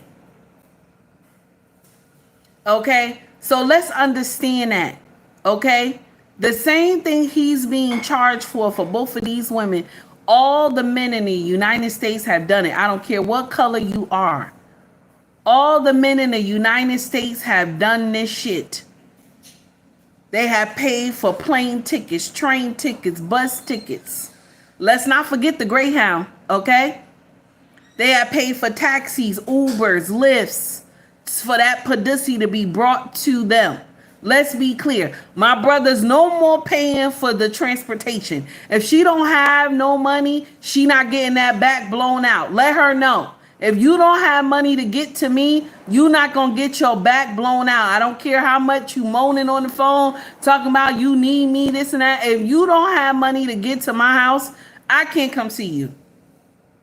Or either you wait till the next morning when I'm over in your area. Other than that, I can't come. Okay? Let's continue. Remember when he got in trouble and he had to leave office because he was using an escort service and had one particular woman who tickled his fancy? Wasn't that Spitzer? Wasn't that Spitzer? Okay? They didn't even prosecute Spitzer for the shit that he done in New York. Okay? Let's call a spade a spade. Y'all remember Spitzer who did the same shit? Okay, the same shit. Well, some of y'all probably don't know him because I'm in Jersey, so of course I know who that is. Okay, but the same shit that Diddy did, that they ready to send him up the river. Okay, that y'all claim they gonna send him up the river. Spitzer did the same shit. Let's continue. Here we go. But who knows how many that travel from New York to New Jersey? The thing about that case is that he was never charged with a crime. So Diddy's team can make the argument. Why is he being charged with this? Why was he charged with this in the first place? It was clear overreach by the prosecution, which has now been exposed. Facts. P. Diddy may end up not spending any more time in jail. At the time of this taping, we are sitting here waiting for the judge to decide whether or not Diddy's going to be let out on bail until his sentencing. And if he's let out on bail until his sentencing, and then he comes back for his sentencing, and that sentencing could be anything from 1 to 2 to 3 years in prison, or maybe it's just community service and a stiff fine. That's it. The fact that you lost not once. How many men who pick up hoes, okay? Okay? How many men who pick up hoes on the street, okay? And put them in their car, what is the punishment that they get? That's the same punishment that Diddy need to be getting. What is the punishment that they get? When they out there picking up these hoes that be on the corner, okay? Okay? When they picking up these hoes on the corner, that in those red light districts, okay? Same punishment those brothers get. That's the same punishment this man need to get too. Because it's the same thing, damn it. It's the same thing. Since we're saying that Cassie and Jane Doe was being transported, okay? Oh my goodness. Let's continue. But on 3 separate charges that could have given him 15 years to life imprisonment is bad for the prosecution. And if we're being honest, Because we have to go here, ladies and gentlemen. He said we gotta go here, ladies and gentlemen. He ain't lying. He's not lying. Okay, let's continue. Ladies and gentlemen. It doesn't look great. It doesn't. For a lot of supposed victims out there. Now, before I go any further with this subject, let me be very, very clear. My heart goes out to any of those victims out there. Right. Any real life victims of the kind of things that Cassie Ventura and that Jane Doe described. For something like that to be happening to anyone is egregious, and I personally believe that people who do that stuff should be thrown under the damn jail. Amen, Steve. As do most human beings. I agree with you. In terms of sharing those kind of feelings about people who perpetrate such heinous acts. But we got to be real about something here. Diddy getting off on this charge, on these charges, was the jury saying, we don't believe you. We don't believe you. For the most part, we don't believe you. Why would they say that? Because the text messages that were revealed between Cassie Ventura and P. Diddy, the text messages, show a willingness on her part to participate in the quote-unquote freak-offs. In the eyes of the jury, you were complicit. All right now. It was consensual. It was. They weren't buying that you were forced. The same could be said for Jane Doe. Okay now. And what her text messages revealed. Remember, there were occasions when the freak-offs didn't even involve P. Diddy. And you had Cassie and Jane engaging in freak-offs of their own volition. Facts. And picking partners that they wanted to be with. That's what the jury is saying. Stephen A. Smith ain't saying this. I wasn't in the courtroom. I didn't hear every nugget of evidence. I'm just telling you what they said. That's right. I'm just telling you what they said. Now, the Southern District of New York, Homeland Security, remember when they went to his homes in Miami and LA? Yeah. And of course, attorneys for the alleged victims are going to have their own things to say. And let's hear what they have to say. Let's put it right up for everybody to see. Because we have to make sure that we're paying attention to that. This, what I'm about to read, is a joint statement from Jay Clayton and Ricky J. Patel, U.S. Attorneys for Southern District of New York and Special Agent in charge of New York Field Office of Homeland Security Investigations. Here's what they had to say. Sex crimes deeply scar victims. And the disturbing reality is that sex crimes are all too present in many aspects of our society.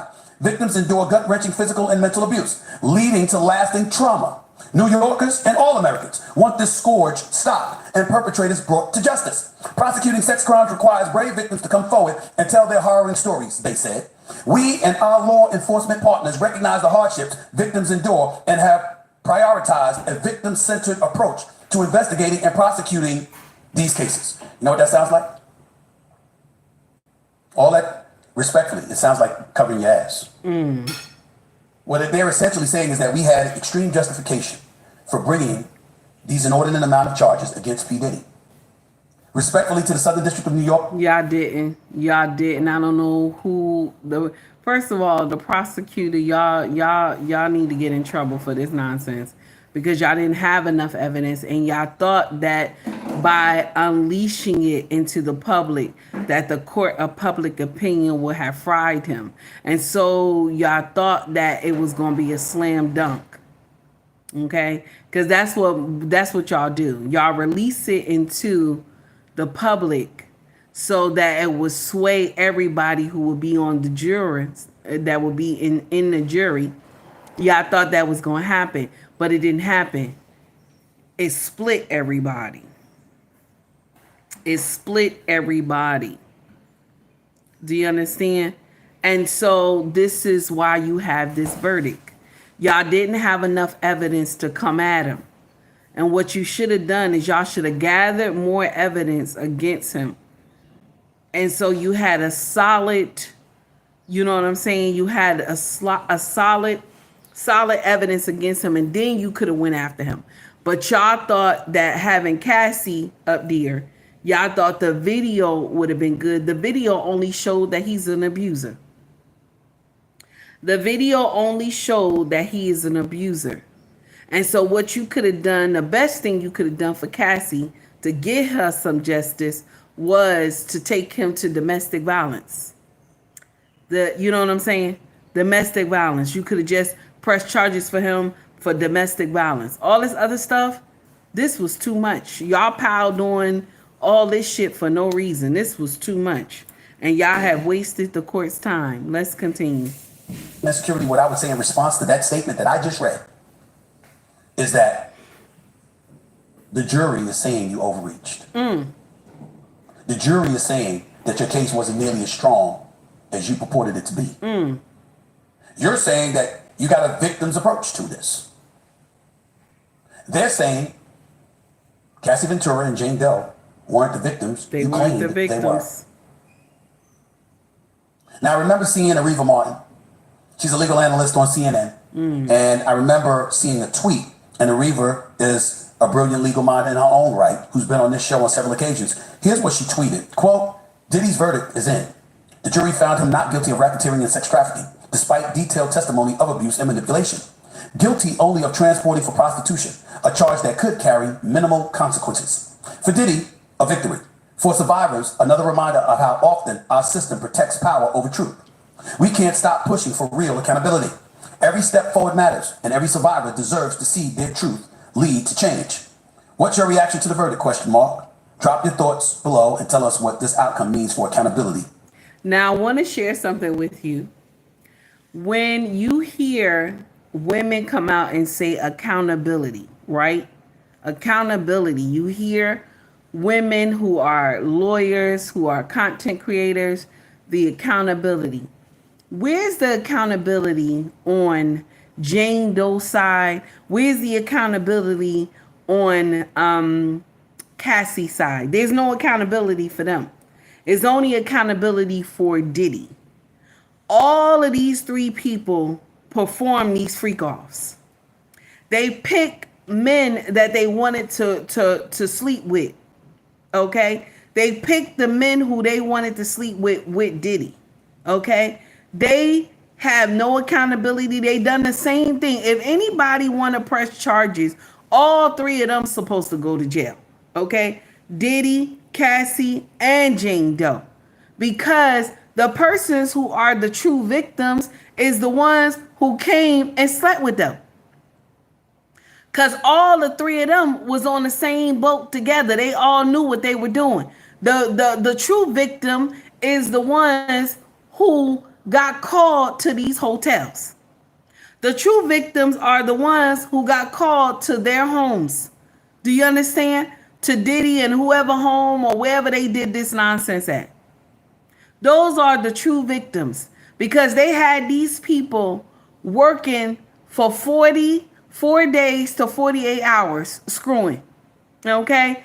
Screwing, drugging, all this drinking and everything. They had these regular average Joe people because they looked good to them. They had them doing everything and just a little bit. And if they didn't perform well, they didn't get paid.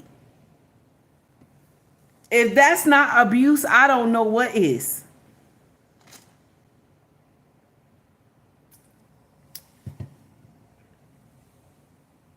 Let's continue. Me Too era / Diddy trial.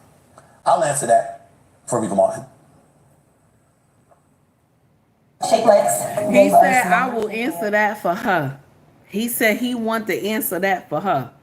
Baby, ain't no way.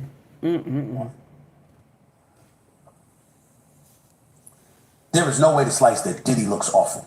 That video is something he will never get past. He won't. Just like Ray Rice, the former NFL player, could never get past what he did to his then fiance, who later became his wife. Just like we're always going to know what we know about R. Kelly. That video is always going to tell us what we've seen. True. About P. Diddy. I know members in the hip hop community and a lot of their hanger-ons. I've been approached by them throughout the NBA season since Diddy was incarcerated. And nobody cast guilty aspersions towards him as it pertained to the sex trafficking and racketeering charge. But in terms of abuse of women, they don't want anything to do with him. They don't want to be anywhere near him. So Areva Martin's words in that tweet on X is to be absolved with the palpability it deserves. Fair enough. But there's something else that needs to be said. And that something else that needs to be said is this. Sometimes folks are not believed because their actions incriminate them. What Cassie Ventura said, that's nasty, but that's a bar. That's a bar. Because I'm going to share something with you. If you are known to be a liar, right? If you're known to be a liar, okay? And when something really happens, nobody will believe you, okay? Let's be clear. Let's be clear. There might be one time that you're telling the truth, but no one will believe you because you are a known liar. Okay? People saw in the music industry how you treated Kim, may Kim's soul rest in peace, and how disrespectful you were when it came to Kim, and how you were in her house screwing Diddy. Well, in his house and where she lived at with her kids, and you were screwing Diddy. This is why he has no remorse for some of these women. I have no remorse. Don't get me wrong. Let's be clear. Don't get me wrong. Nobody should lay hands on nobody. But let's understand this. When you signed up for foolery, Take Heed cannot be like, yeah, this makes sense. I'm not one of those. I can't get in there and be like, yeah, this makes sense. You signed up for foolery. You understand? Like you wanted this to happen. You know what I'm saying? Even with the texting and all that, they said you slept with his son, alleged. But I'm just letting you know, nobody wants to get to help somebody that is doing nonsense. Nobody. The jurors seen through the foolery. That y'all only came after Diddy when you supposed to went after Jane Doe and Cassie too. Because they were involved in the foolery. They text him about the freak offs. Oh, we gonna do this and that tonight. We gonna do this. Y'all, if y'all didn't want to do these things, why are you texting him? Let him text y'all if that's what it was. Or let him go freak out with somebody else. But because y'all was jealous, and he was passing off those Chanel Nana boots and those Chanel Nana bags. He was doing all this, and that's why. And y'all was getting that money. Y'all was getting that money. Jane Doe, he's still paying your rent. He's still paying your rent. If he goes down, who's paying your rent, babe? Who taking care of you? Who giving you money if he go down? And then you decided, oh yeah, let me go and put my name out there. And I don't see how the courts let somebody come after somebody and be labeled Jane Doe. I don't think that's fair. We supposed to know who this person is. I'm supposed to be able to know who accusing me. Let's continue. Here we go. believability was elevated because of what we saw on the video, which didn't involve sex trafficking and racketeering. So what did the defense do? They said, okay, you saw the video. He's Campbell said people be mad with me. I understand, baby. He's I a physical understand. abuser, domestic abuser. Yes, he is. But that's not sex trafficking and racketeering. No, it's not. So Areva Martin is right in pointing out what she said. But to the victims out there, whether it's the Southern District of New York, it's Homeland Security, it's local PD departments everywhere, it's human beings. All of our hearts should go out to you. Yes. For those who are truly victims. For the because when real you go on a victims. stand in a courtroom, the other side can't have text messages of you inviting the very thing that this you person say you don't want. Is being prosecuted for. That's what I'm saying. It can't be texting that you invited him to come. You understand? I'm just letting you know something is not right somewhere. Y'all was signing up for this thing every week with this man. Every week. Because money have people talking funny. Money will have people talking funny, baby.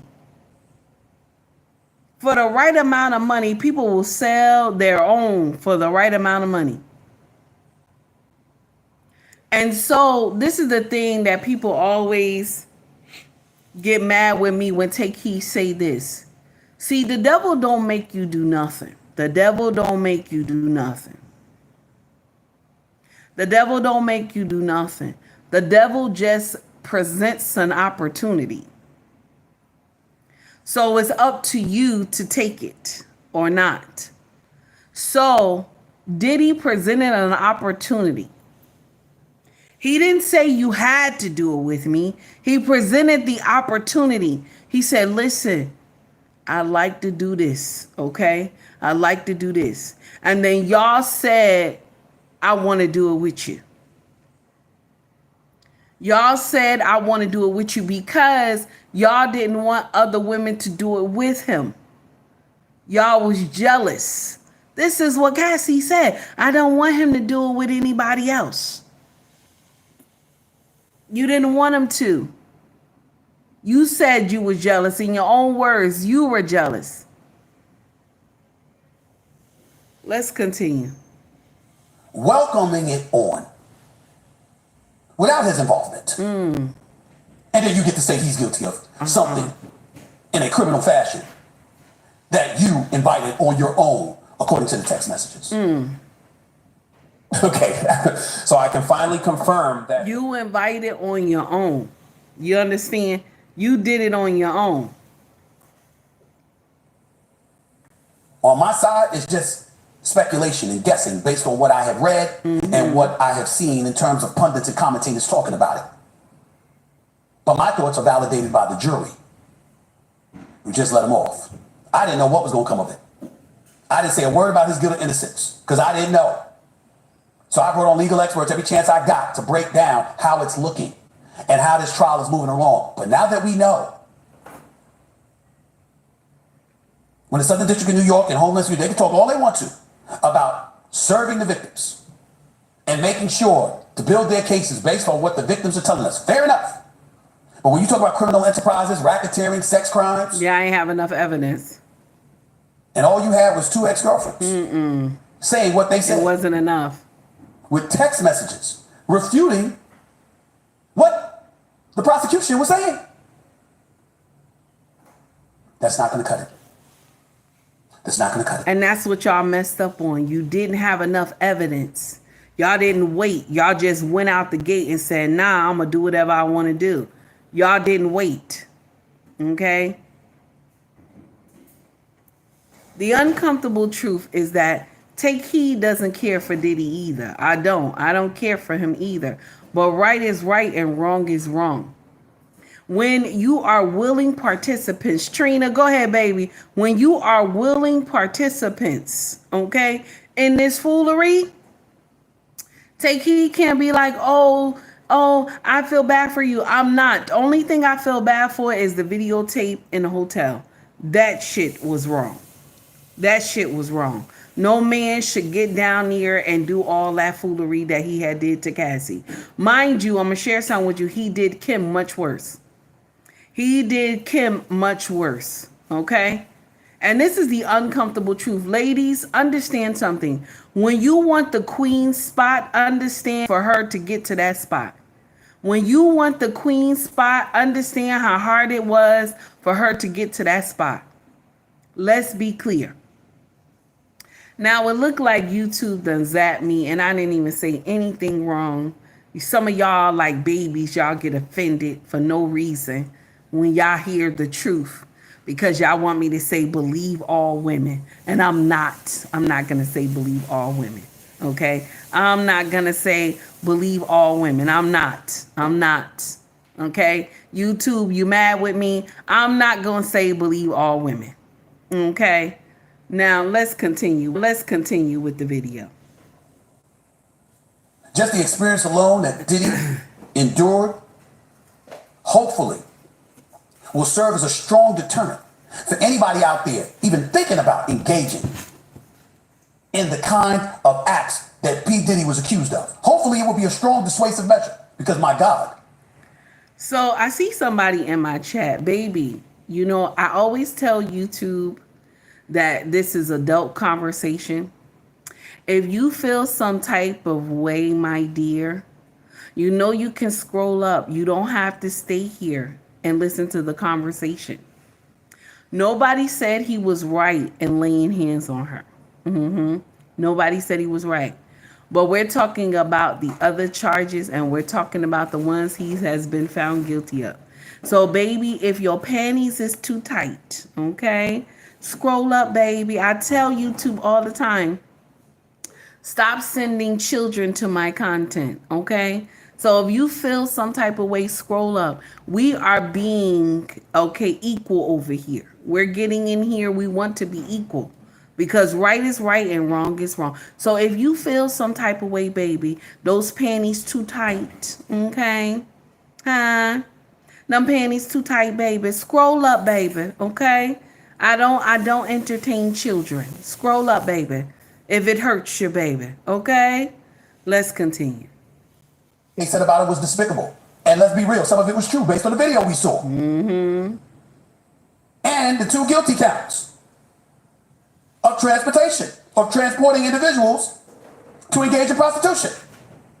So hopefully this will be a strong deterrent. But it's important to recognize that your case needs to be strong. That's nasty. That the accusations need to be backed up by substantive evidence.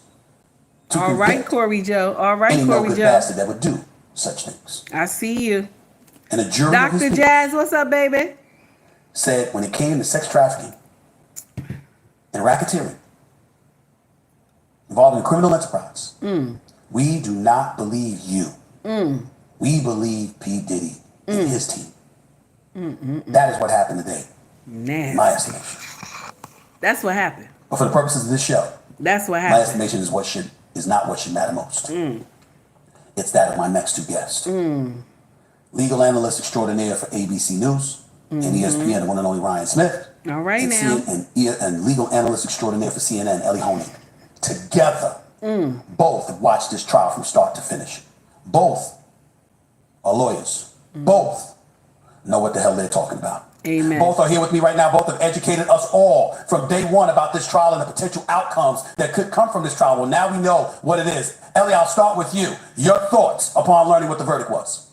Shocked, but also not shocked. So not shocked in the sense that both Ryan and I have been urging caution from the start that this was never going to be a cakewalk for prosecutors. I said to you, I think on your... And a lot of y'all was like, he's going down. Even the lawyers was like, no. The male lawyers was like, no.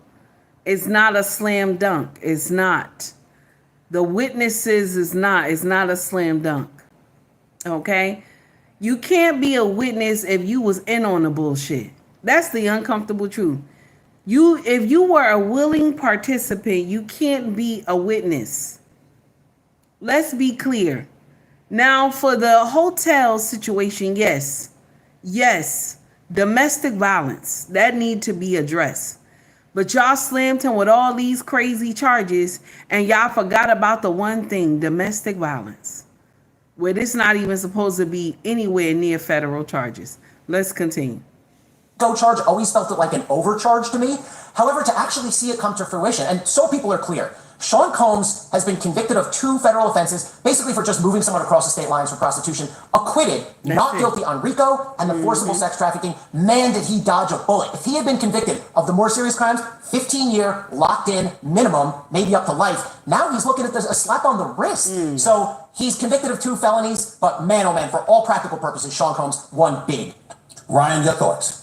I was not surprised at all. And we talked about this a couple weeks ago, how this was looking less and less like a convicting case on RICO charges. And I think, Ellie, you touched on it. RICO cases are complicated cases. You got to get that jury to believe that there's a criminal enterprise here, that he is at the head of it or a big part of it, instructing all these people to do these crimes. But we don't convict people for bad behavior. And I think what the prosecution had trouble with, and we even saw it with the jury coming back with notes, is taking all that information they gave them and trying to whittle that. Bad behavior and being a freak. Let's convict him on bad behavior and being a freak. Okay? That he like air blown in his booty. So let's convict him on bad behavior and being a freak. Okay? He like another man's you know what I'm talking about, all rubbed all over his body. Okay? So that's the freak in him. Let's punish him for being a freak. When some of y'all do worse of shit in your bedroom. Okay? Same shit he does, some of y'all do much worse in your bedroom. Okay?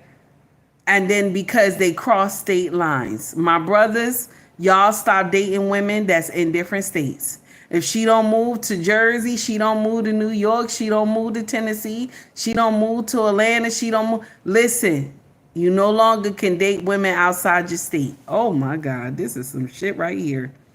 I see a criminal enterprise designed around this forced sex trafficking and forcing these women to do these freak-offs and other things. And I think maybe they saw too many elements of consent here. This is a case that was hard for them to tie together in the first place. Ellie, I think you're right. I think they kind of overreached in charging it this way, but this is how they're trying to do these cases. But the bottom line here is, even when you saw the jury notes come back, I thought I saw a jury that was struggling with aspects of RICO, struggling with aspects of sex trafficking. And that to me showed me that this was not going to be a conviction on those top charges. Ryan, I'll stay with you to answer this next question first. Was there a moment in this trial where you saw what you saw? Was there one moment that stood out above everything else that made you say the prosecution could be in trouble here? What happens if... Too soft. I'll be right back. Give me a minute, y'all. Above everything else that made you say the prosecution could be in trouble here. Yeah, the biggest moment was two moments. First of all, after their case, I was left wanting. I wanted to see people like Christina Courtroom come up, who was one of Diddy's prime assistants, who a lot of people mentioned was the person who connected a lot of these dots. And they didn't have her. They weren't able to produce her as a witness. That was a big thing. I was left lacking there. And the biggest moment for me was when the defense took 23 minutes to basically say, hey, we're not doing anything here. We're not going to put much out there except text messages. Text messages that in their mind showed consent. And that's what you as the defense are leaving the jury with. You're leaving these text messages from the primary two women in this case that talk about how much they like him, how much they're looking forward to seeing him. And that was them trying to show this jury, these are consenting adults. This is not a sex trafficking ring, despite what you might have seen on video or anything like that. And so those two moments, when I saw those two things, I said, I don't know if they're going to be able to get this. Ellie, before I go to you, Ryan, let me just stay with you for this one quick answer. Are you saying that the defense took just 23 minutes? Total? Yeah, just 23, not long, just 20 to under 30 minutes. And that's not uncommon, but it's not uncommon when you think you have a great case. And you're like, I'm not going to put much else out there. I'm not going to call witnesses because I think this is a slam dunk for us. And we're going to ride with what we got, which is those text messages. When you see that, that's a message to the jury of, hey, jurors who think there is consent here, here's your consent. Take that into the jury room and acquit him on those charges. Ellie Honing, what moment stood out for you? I think the defense did two really smart things. If you think back to their opening, they did something really unusual. Usually a defense lawyer gets in front of the jury and says, he's a wonderful person, all these witnesses are filthy liars, and you should throw the whole case out. That's not what the defense did here, though. They got up and they said, he's a bad guy. He committed acts of domestic violence. Your stomach's going to churn when you see it. But you know what? He's not what they've charged him with. He's not a federal racketeer. He's not a federal coercive sex trafficker. It was a gutsy approach, but it worked. It gave them credibility with the jury, and it ended up being the exact right approach. And then to jump to closing, as Ryan was saying, they did something really remarkable in the closing, the defense closing. They said basically, the lawyer stood up, he did a wonderful job, and he said, this is a tale of two stories. They want you to believe what you heard from these witnesses who have mixed motives. All we want you to do is believe the texts. And when you can put a human being's memory and emotions in the one hand and just cold hard texts in the other, and all you have to do is show reasonable doubt, that's a recipe for a win. Ellie, any specific text stand out in your mind, as you recall? Gosh, there was a bunch along the lines that Ryan talked about where Cassie and the pseudonymous Jane, the other victim, were saying things that were showing not just consent to engage in the freak-offs, but at times enthusiasm, at times initiating them, at times, how do I help? Let's bring the guys in, let's get the supplies in. And it's really hard for prosecutors to stand in front of a jury and say they were coerced. And the prosecution ended up sort of falling back on this psychological theory of coercion and victim mentality. Okay, I get it. I'm not saying that's ridiculous, but that is not the traditional way that people establish lack of consent beyond a reasonable doubt. When you have a mixed record like that, and at times the victims are saying, let's do this, hard to argue that. And as Ryan said in the defense, said, these are intelligent, powerful adult women. And I think that resonated with the jury. Ryan, listen to that. And I got to stop right here because Lennar had said something that is so amazing, and he's correct. Take heed, even if she was not voluntary. Okay, even if it was not voluntary, it still was not RICO. What they charged him with, this was a state case when it happened. Go ahead now. Go ahead. Go ahead. Jabbar in New York says Diddy paid those lawyers to get him off charges. They failed him. I don't know. The lesser two charges, I don't know. I think that was better than getting the other stuff that would have landed him in prison for years. We'd have never seen him again. Okay. So the other two charges is normal charges that men get when they pick up hoes. Okay. When you in the red light district, these is normal charges that men get when they transport hoes. So that means he probably gonna get time served already because he's been there. It's gonna be a year. When they go and do, when they go sentence him on October 3rd, it's gonna be a year. So the judge might do time served and give him probation. That's what I believe. Okay, alleged. Let's continue with the foolery. Want to add? I see you nodding your head. Yeah, Ellie's making such a great point because here's the problem. Especially, I think about Jane and some of the text messages he sent and her involvement in this. Yes, she. So let's stop right here because I see somebody in the chat. This was somebody who was acting like a baby earlier. Now let's see. She says, "I'm speaking of experience." Okay. Now Cassie was 19.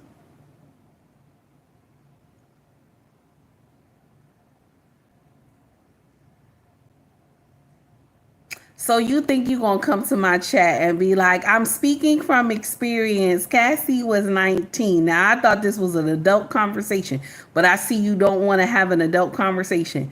There have been many girls that we all know that has been 16, 17 years old. Okay? And they got grown men pulling up to the high school that they were sleeping with. And 19 is not a child. She's grown. Okay? 19 is not a child. She's grown. We will not be taking that avenue. Won't be taking that avenue. You could be mad all you want. All these other content creators get mad. She was a child and she was screwing already. Good morning, Mr. He said, how are you, sir? It's good to see you. Guys, please, when you get time, like and subscribe to Mr. He Said Cerebro Saturdays. Okay? Y'all get in here with his brother content is always fire and educational, baby. So we won't be doing that. We're not going to be doing that. Okay? We're not going to do that. Well, if you 52, baby, you supposed to know better. That means you in the same age bracket as me. That means you supposed to know better. Okay? You telling me you 52. That means you supposed to know better. You supposed to know better. Because even when we were young, there were men that was waiting outside our school to talk to us. Okay? Picking us up in caddies and all this other stuff. Let's not act like you didn't see that. Okay? Let's not act like you didn't see that. And there's no smoke I'm throwing at you. It's your opinion. It's your opinion. I'm not throwing no smoke at you, baby. Don't get upset. I'm not throwing no smoke at you. But truth is truth. She was dating men before Diddy. She was screwing before Diddy. She left a man who wanted to take care of her to go to the bigger fish. She saw a better opportunity and she took it. So nobody will get in here and tell me that this woman is defenseless. The true person I feel bad for is the husband, because social media is dog walking the husband. You understand? Social media is dog walking the husband. And I'm not holding no excuse for anybody. See, the part at the hotel, he's wrong. Nobody will get me to side with that foolery. Good morning, Malik. How are you? I cannot get in here and be like, yeah, he's right for that part with the hotel. No, God forbid. Because I have girls. I wouldn't want nobody laying hands on any of our daughters. Okay? But let's be clear. These women signed up for this foolery. They did. Okay? Let's be clear. These women signed up for that foolery. They did. Okay? Money have women talking funny. Money will have women talking funny. The whole change up will happen in the midst of an eye. You understand? Shay, what's up, baby? Pay to play, Malik said. That's right, baby. Money will have women talking funny. They be talking crazy.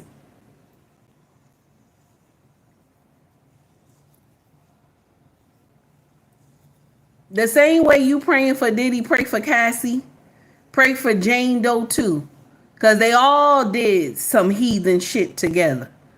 Because the only bed that is not supposed that will never be defiled is the marital bed. You could go in there in your bedroom if you married and do all types of foolery. And it might be the day that Yahweh come. Okay? It might be the day he cracked the sky. Okay? He not even going to be mad with y'all because that's what he wants you to do, being married. He wants y'all to have that physical touch. He won't even be mad. All he going to do is say, my children, let's go. That's it. That's it. It's only the ones who doing stuff in dark alleys and doing nonsense and you ain't married. That's the ones that got to worry. Let's understand that. Now, I'm not going to let nobody come in here in my chat and be telling me, oh, she was a minor and this and that. Now, we talking about R. Kelly situation, then yes, we going to get in here and we going to say that right. And we going to blame the parents too, because I still say the parents had a responsibility to protect their children. Okay? But when we talking about a grown-ass woman, okay? Because at 19, I had my own shit. Nobody couldn't tell me nothing. I had my own shit. Okay? So I'm not signing up for that. I'm not. Let's go. Let's continue, y'all. Ways that she was forced into the situation, coerced into the situation. But a lot of times jurors want that hard evidence that they can see, that they can feel, that they can quote in the jury room. So when Jane is talking about, and I feel for her when I say this, when Jane is talking about, I was in this difficult situation, at least I wanted to control the people that I'd be having sex with. So I would be the one picking the escorts. I would be the one sending instructions. That put the prosecution in an extremely difficult place. And you got to go with what you got. I mean, that's what they had. But in many ways, Ellie makes a great point here. You have this information for the jury that shows her doing these things, and it's a hard leap to say, but you were coerced, but you're making the arrangements, but you were coerced, but you're sending the text messages of love. You're saying you can't wait till the next time that we do this. I think that just always made it a tough case. Because, Stephen, what you're talking about is you're trying to make... That part right there. That part right there. You setting up these, these freak-offs. Y'all picking who y'all want to screw. That part right there. Like he didn't just bring in a gang of men and was like, these are the men we gonna screw tonight. No, y'all was picking them. He was like, listen, y'all pick them. Let me see what they look like. And then, we'll go from there. Y'all picked them. Y'all picked them. Somebody said y'all picked the Punisher. I don't even know. Somebody said y'all picked the Punisher. I don't even know.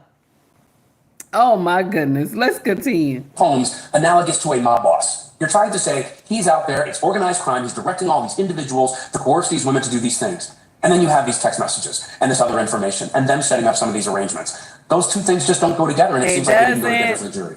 You guys are brilliant legal minds. I'm not being hyperbolic when I say that. You guys know what the hell you're talking about. But I think it's safe for me to assume that people who work for the Southern District of New York would know what they're talking about as well. And so, Ellie, I'll come to you first. How the hell do you engage in this overreach? How do you not see what Ellie and Ryan saw in terms of the charges you had decided to rain down upon P. Diddy? I mean, they look very, very bad today. What did you say? I am speaking to you as an SDNY alum. I worked there for almost a decade. I was the chief of organized crime. I used to teach the class inside the Justice Department on racketeering. What Ryan said is exactly right. Look, I was the king of aggressive use of RICO. I was criticized by defense lawyers. You're being pretty aggressive here with how you're... Even this is too much for me. I think the SDNY got busted here, and I think they deserve criticism in a couple senses. One, overcharge this case. The jury's verdict tells us that, but you and I, Stephen, I told you before... Facts. That's right there. That's a bar. They overcharged the case. They did nonsense. And they didn't have, listen, when you're overcharging something, make sure you got shit on lock. So now when anything happened, you got a verdict at the end and everything is guilty. They hit him on charges of transportation. I got to keep saying that. They hit him on charges of transportation. How many men have paid for Pussy to come to them? How many women have took taxi rides? Take heed is putting her hand up. How many women have took taxi rides? Let's understand that. Y'all doing too much in here. How many women have took taxi rides? You have took planes and trains and shit, Greyhound buses. Let's be clear. He's doing too much. You're doing too much. So we punish the men. We don't punish the women. The women that done the same thing. We don't punish the women. Only the men is responsible for this foolery. The RICO charge feels like a serious overcharge. Let me just give you a little a sort of nuance that to me was outrageous. The SDNY tried this case with 6 AUSA, 6 prosecutors. Okay, I was there the whole time I was there. I never heard of a single case being tried with more than 3. I tried a case one time involving 3 gangsters, the boss of the Genovese family and 2 hitmen. We tried them for 5 separate murders. We did it with 3 AUSAs. When you bring in 6 to go after one guy, not only is that ridiculous, it feeds into the defense theory of this is a pile-on. Everyone's trying to get their pound of flesh off this guy. I'm saying the defense argument here. The victims all wanted to be famous. They all want to get paid in their civil suits. Guess what? They didn't say this explicitly, but it was definitely present in the courtroom. Guess who else is trying to get theirs off this guy? There's 6 prosecutors piled up on this one guy. I think that SDNY botched this case. It's a black eye for them, and they... 6 prosecutors. You know the judge was pissed. 6 prosecutors. 6 of them came after Diddy. You know the judge was pissed. If anybody know anything about law, you understand how quick the judges get upset. How quick they get upset. Y'all ever see when, okay, there's a melanated judge that come on a lot. They always clip her videos all the time. She has like this, her hair is like it's an old school hairstyle. And she wear these glasses and she look like she a little thick, an older woman. She gotta be maybe in her 60s or something, okay? But she quick to snap on you in her courtroom. That's why when I go to court, you always have to remain humble. I don't care what the judge say. Remain humble and be calm. Because those judges snap on you. Black, white, Hispanic, whatever, okay? Asian, they snap on you when you piss them off. Okay? So no judge will get in here and tell me, okay? No judge will get in here and tell me, not no judge, I'm sorry. Nobody will get in here and tell me that judge was not pissed when they saying 6 prosecutors. You don't need that many people. You don't need that many prosecutors in here for one man. You don't need that many. It wasn't like he was a drug lord or something, okay? The worstest thing that I saw is the hotel. That was bad, okay? The way he laid hands. Yes, Malik, that's her. That's her. Black excellence, that's her. That she was mad with that young man who had that shirt on that said black excellence, and he was going to jail for some nonsense, okay? She was mad as hell with him, okay? And how many kids he had too. She said, that's not black excellence. Shout out to the judge. Judges say whatever they want to say because they have the power to say whatever they want to say. That's why some of them don't understand, because they are the law. Some of them don't understand that there's a thin line. There's a thin line. Some of them cross that line. Let's continue. Here we go. But they screwed it up. When I was in high school, I was one of the few black... Sorry, y'all, commercial. Give me a minute. It's coming. Give me a minute. It's a black eye for them, and they deserve it. They screwed it up. What about you, Ryan?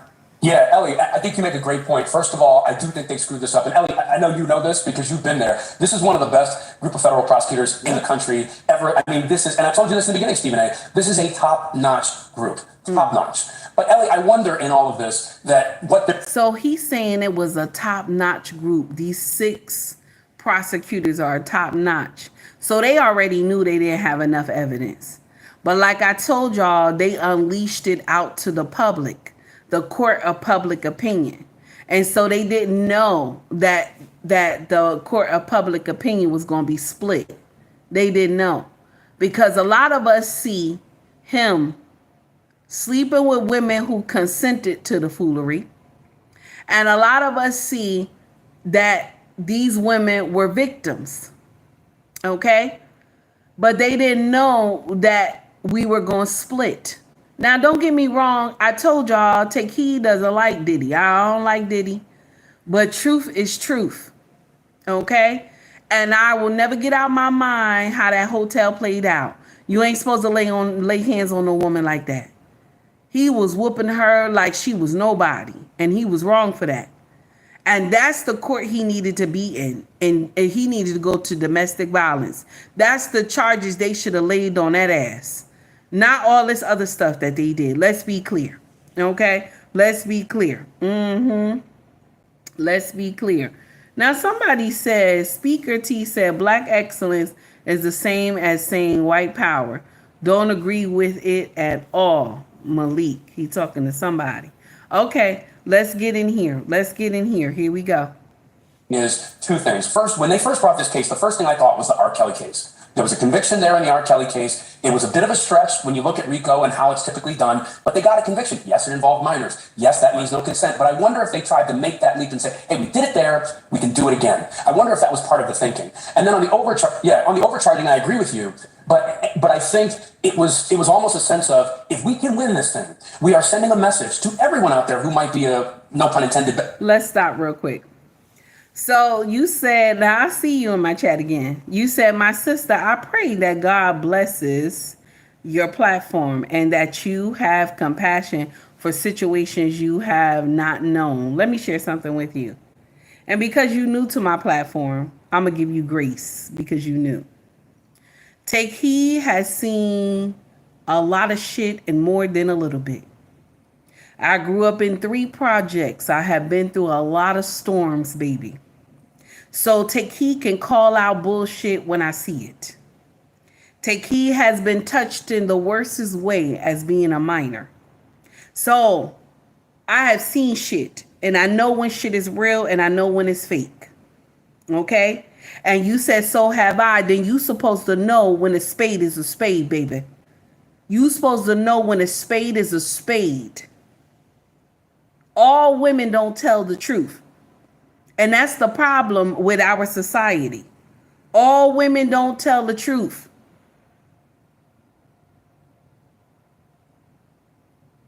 All women don't tell the truth. And we have to say that. And when other women be quiet and they don't say anything, that's what makes it worse. When we get in here and we co-sign foolery that other women do. So my sisters who in my chat that understand what I'm saying, put a 1 in the chat if you understand what I'm saying. There are women that get in here and they will railroad men for no reason. And if you have a son, let's be clear. Of course, baby, my necklace is fake. You are supposed to know that. I tell everybody I wear costume jewelry, baby. I'm not upset about that, baby. Okay? Let's be clear. Let's be clear when we say this. There are women that lie on men. And if you are a mother and you have sons, you don't want this nonsense to happen to your boys. You don't want this foolery to happen to them. So we supposed to speak against foolery as women. Just like men get out here and speak against foolery, women are supposed to too. We're not supposed to just co-sign it because we want to. Let's continue. We're coming for you, and we have the ammo to do it because we got this conviction. I wonder if that was part of the thinking. Let's remember the sequence here, okay? The civil cases came first. Then the SDNY, I'm speculating here, but I've been inside those walls, started to feel pressure because, oh my gosh, look, Sean Combs, wasn't that long ago that Sean Combs had a very good reputation in the public, right? I know there's always been murmurs about him, but I mean in the general public. So all of a sudden these civil cases land, dozens of them, bang, bang, bang. I promise you somewhere within the SDNY, someone said, oh, people are gonna start looking at us. Do we need to take a look at that? And then they jumped on this thing, and they overcharge it. And I think part of the strategy is a little bit of game theory. It could also be that their theory is, well, let's charge them with all these heavy things with RICO and whatever, and maybe they get them on RICO, maybe they don't. But juries like to compromise, and maybe they'll compromise so they give us the forcible sex trafficking, which would have been 15 to life, but they didn't even get that. So the juries just, they rejected the credibility, by and large, of these victims, of these witnesses, and to an extent, they rejected the credibility of the prosecutors. I don't take, we used to say, like, we're like the Yankees. I mean, but the Yankees lose games. The Yankees lose World Series, As an aside, Ellie, staying with you for a second, would you classify this as arguably the most devastating blow to the Southern District of New York District Attorney's Office? Oh, that's a good question. So now I'm thinking about other very high-profile failures. Well, we prosecuted. I was part of the fourth trial. We tried to prosecute John Gotti Jr. 4 times. Right. I was on number 4. We all of those hung. So I would argue that's probably. I'm arguing for myself having a worse one than that. That's the way I'm trying to think of other high-profile failures and rejections. I mean, look, the list of convictions goes from Martha Stewart to Michael Milken and the bond raiders back in the 80s to leaders of terrorist groups, the people who bombed the World Trade Center in 93, the people who plotted 9/11, the people who bombed our embassies in Africa in 98. I mean, tons of mob bosses. I had plenty of successes too. This is an office that has a long, proud tradition of charging and convicting the heaviest hitters. So in terms of a high-profile setback like this, Gotti is the closest thing I can think of. Can I jump in on that real quick, Stephen? Go ahead. Yes, please. I think the one thing that makes me think that this is one of the biggest in their history is, and Ellie, you mentioned all these mob heavy hitters, people that we've read about all over these years, things that SDNY has gotten convictions on, people who they put behind bars. But Diddy is different in one way. Diddy is a worldwide phenomenon. That's their problem. You could probably go all over the world, all corners of the world, and ask people, do you know who P. Diddy is? Do you know who Biggie is? Do you know everybody in Bad Boy? And people say yes. It is a worldwide phenomenon with worldwide attention. And a high-profile loss like this has got to sting. I'm not saying John Gotti and others. Now, I'm going to leave Stephen A. Smith right there, okay? I'm going to leave Stephen A. Smith right there. Loving that brother content. Fair use, okay? Fair use. But I want us to understand something. Let us not be fooled by the smoke and mirrors, because this whole trial had us to not see what was going on across the other side of the world. Stuff that we proxied, okay? Let's be clear, this had distracted us for a year. So a lot of shit was going on, about to be a year. A lot of shit was going on across the other side of the world. Especially when we talk about the small hat people were doing nonsense to Gaza, okay? Especially when we talk about Ukraine and Russia, all this foolery. And now the Middle East is wilding out, okay? Let's be clear. A lot of foolery has happened while we're paying attention to the Diddy and Cassie nonsense. My heart goes out to only one person in this whole situation because he thought he was being captor savior ho, okay? Is Cassie husband. That's the only person my heart goes out to, is Cassie husband. Because now after he done actually heard the truth about the stuff his wife has done, can you imagine how she has kissed his mother? Can you imagine how she has kissed the father, his brothers and sisters, his family members, his grandmother, his grandfather? And now they got to sit there and think about the stuff that they heard about how she let people piss in her mouth. So that's the thing that hurt me the most, is that this man thought he was saving her and he got railroaded. Okay, he got railroaded because he didn't know the truth. One thing about women is that we don't tell the whole entire truth. We don't, because we need the story to benefit us. Do you understand? So we not going to tell the whole story. That's why when women tell men how many people they have slept with, men always times it by 3. Okay? Men always times it by 3. Okay? Men always times it by 3. So I feel bad for the husband because he was railroaded and he thought he was saving her. Okay? He thought he was saving her. But lo and behold, he wasn't saving nobody. She wanted all these things to happen. Okay? She was down with the shit. So that's the part I feel bad for him. But a lot of brothers like, nah, he knew what he was getting into. So men know what, you know what I'm saying? So I leave that situation to the brothers. But a lot of y'all sisters who get in here and be like, oh, he's a good man. I want a man like that. No, you don't. No, you don't. No, you don't. No, you don't. You want a man like Cassie. No, you want a man like Cassie husband. No, you don't. I feel bad for Cassie's husband. I feel bad for him.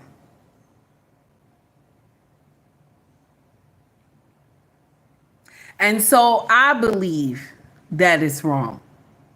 Okay? She done gave him all those babies. He done put babies inside of this woman and everything. And she done birthed these kids. And do you see how this man will have to walk around his family? Do you see how this man will have to walk around his friends that they know the truth about the things that his wife has done? Okay? That allegedly they said that Diddy mama put, his semen inside macaroni and cheese and these fools done ate the shit. I don't even understand that. Can you imagine? Okay? Can you imagine? This man has to go through all this heartache and pain of friends belittling him and stuff like that. And let's be clear. The first time she tell her husband, no, I don't want to sleep with you, I'm tired, he's going to bring up, but you screwed Diddy for 48 hours.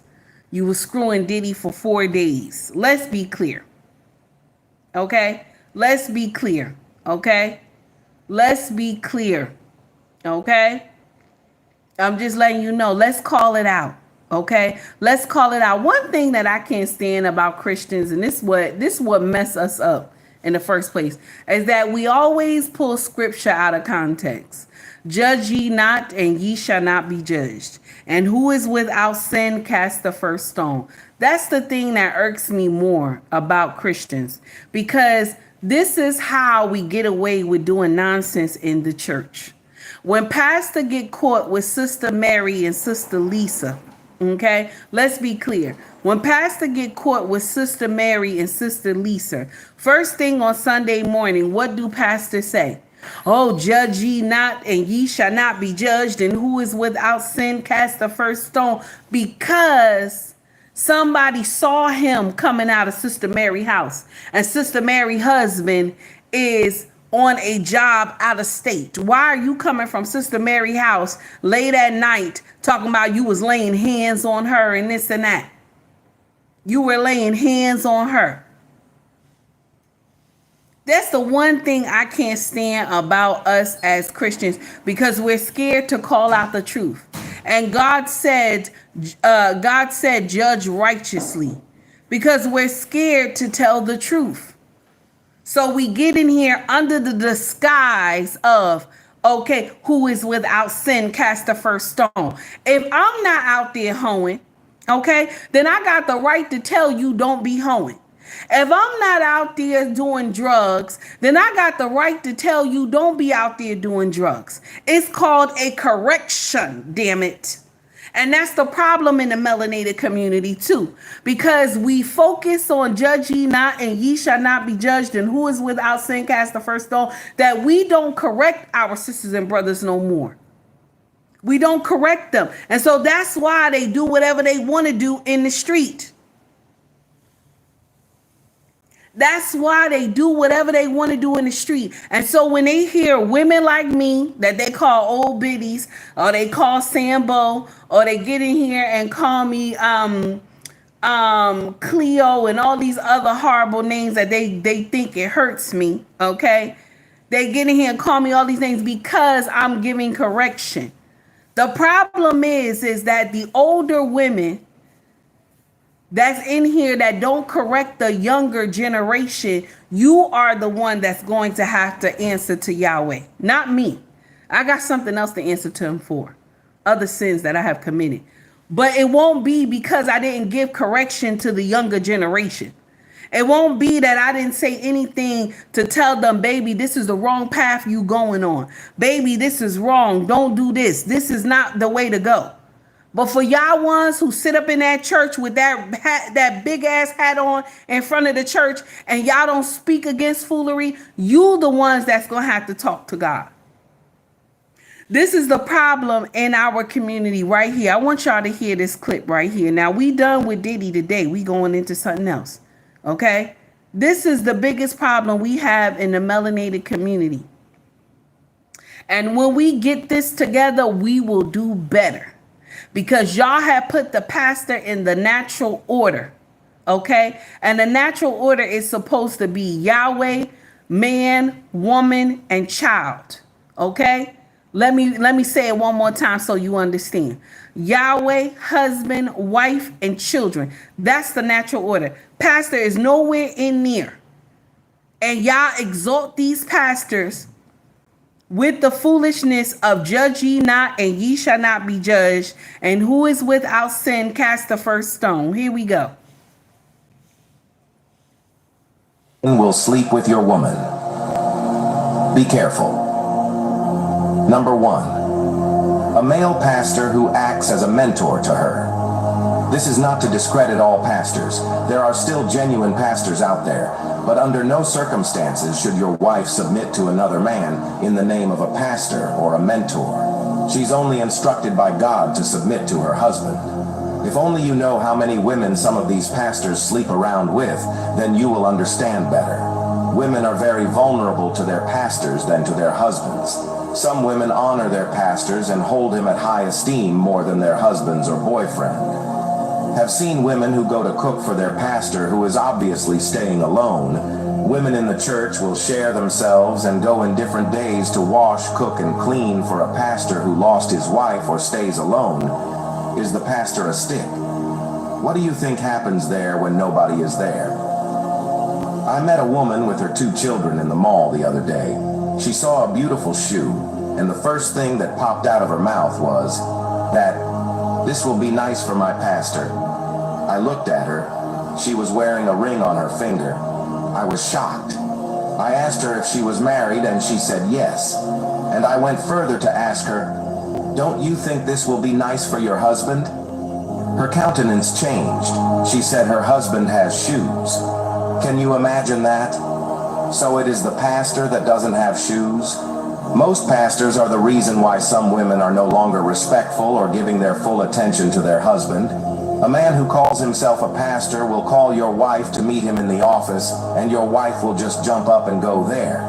Meanwhile, she can't respond to a simple request at home. She will kneel down to greet her pastor, who is almost same age with her husband, yet she stand and talk to her husband anyhow. She's ready to buy expensive gifts for her pastor on his birthday, but some cheap boxers and singlets for her husband on his birthday. Does that even make sense? No. There must be a boundary between your woman and her pastor. And because a lot of y'all don't believe that, okay? Y'all will get in here, y'all same women will get in here and call yourself trying to crucify me about who is without sin, cast the first stone. You the same woman that's in the church that you see pastor doing foolery and you don't say nothing. Y'all the same women who do that foolery. You see pastor in the church doing foolery, you don't say nothing. Same men who get in here and you want to say something to me about who is without sin, cast the first stone. Y'all the same ones who sit up there and let pastor do foolery. You seen pastor, but because on Sunday he get in here and say, judge ye not and ye shall not be judged. I don't have time. I don't have time. This is a grown folks conversation. If I hurt your feelings, baby, I'm not sorry. I'm not sorry. Okay? I'm not sorry. Okay? At all. Now, I'm going to share something with y'all, okay? This is my prediction, and then I'm going to let y'all go. This is my prediction. Diddy will get time served, and they will do probation. He's not getting a maximum 10 years like everybody believe. He's not going to get that. That judge is pissed with the prosecution, okay? That they supposed to be the fabulous 6 or something. I don't know. Okay. The judge is pissed with them because you wasted the judge time and you wasted taxpayer money. Only thing Diddy is guilty of is domestic violence, and they should have locked that ass up for domestic violence. That's the only thing he's guilty of. Okay. All the other stuff, y'all couldn't prove it. Y'all should not have hit that man with that many charges. Y'all crazy. That's what I believe, okay? And I don't like Diddy. I don't care for him. But A spade is a spade at the end of the day. Guys, I had a wonderful time with y'all today. Thank you for coming to rock with me. Thank you for hitting the like and subscribe button. Thank you for everybody who took time to donate to the channel. If you want to donate through Cash App, Venmo, and Super Chat right now, it is available. Now, Venmo and Cash App is in my bio, in my link, if you want to donate to the channel. If you want to shop with us, our family business is called ubnracksfashion.com with Mercari, POSHMARK, and eBay. The links are in the bio. Tracy, bye, baby. Bye, Malik. How are you guys? Take it easy, everybody. Much love to you all.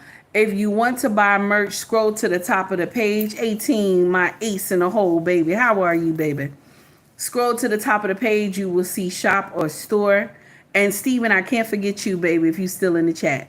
Scroll to the top of the page at my YouTube and you will see shop or store. Go in there, check it out, see if you like anything.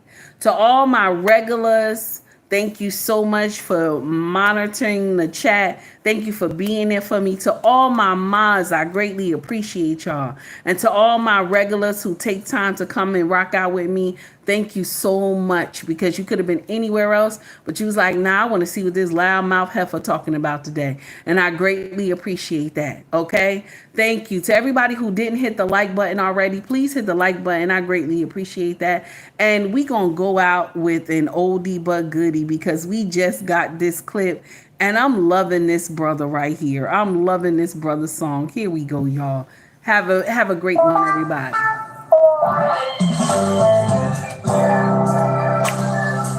You know, breakfast. That's nasty. Is the most important meal of the day. What'd he say? But for me, there's one particular breakfast. What'd he say? That just takes me away. All right now. Yeah. Have a great one, everybody. Something about this business.